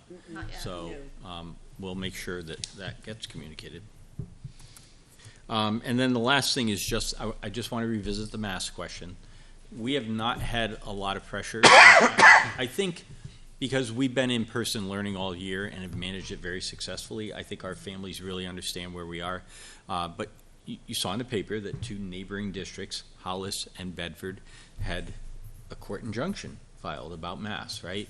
Yes. I got a text from another superintendent who has done what we've done. They've done in-person learning, and that person was looking at the forecast, and they said next Monday, Tuesday, and Wednesday, it's going to be 90, 90, 90, Yep. which is hot in a classroom. So, Oh, more for the teachers. and they said, "Are you rethinking masks?" And I said, "No, I think, 90 degrees actually makes you breathe more, and so it's another reason why the mask is important, right?" So Well, they're gonna have fans blowing all of their germs around anyway through the masks. that was another text message today was about fans, and I'm going to continue to advocate for fans blowing out of the room. Blowing 90-degree air into the room that's full of pollen doesn't make sense. You're better off blowing it out. So we're going to try to do all of those things. But I just want to say the mask thing is going to become, in the last couple of weeks, a challenge point for us, I think. Lots of noses in my school. Kids start dropping. Some of that sweat, it just runs off. All right, perfect. That's all I had for. All right. Any questions on the manifest? Nope. It's all set. All Did right. you guys all see the thank you notes? Yeah. Public input? Oh, let's go and see if there's anybody there. So I'm joining our public comment. And it's me. Do you have anything to say? Yes, if I adjust the screen, we're in Litchfield. Hey. Just in time for allergy season. I have nothing more. All right, thanks. The comedy hour is over. All right, with that, we will move into, I'll take a roll call vote to move into non-public session. For, according to RSA 91-A:311, A to C, A is the dismissal, promotion, or compensation of any public employee or the disciplining of such employee or in the investigation of any charges against him unless the employee affected, 1, has a right to a meeting, and 2, requests that the meeting be open, in which case the request shall be granted. B, the hiring of any person as a public employee. C, matters which, if discussed in public, would likely affect adversely the reputation of any person other than a member of the body or agency itself, unless such person requests an open meeting. Brian? Yes. Tara? Yes. Heidi? Yes. Liz? Yes. And I'm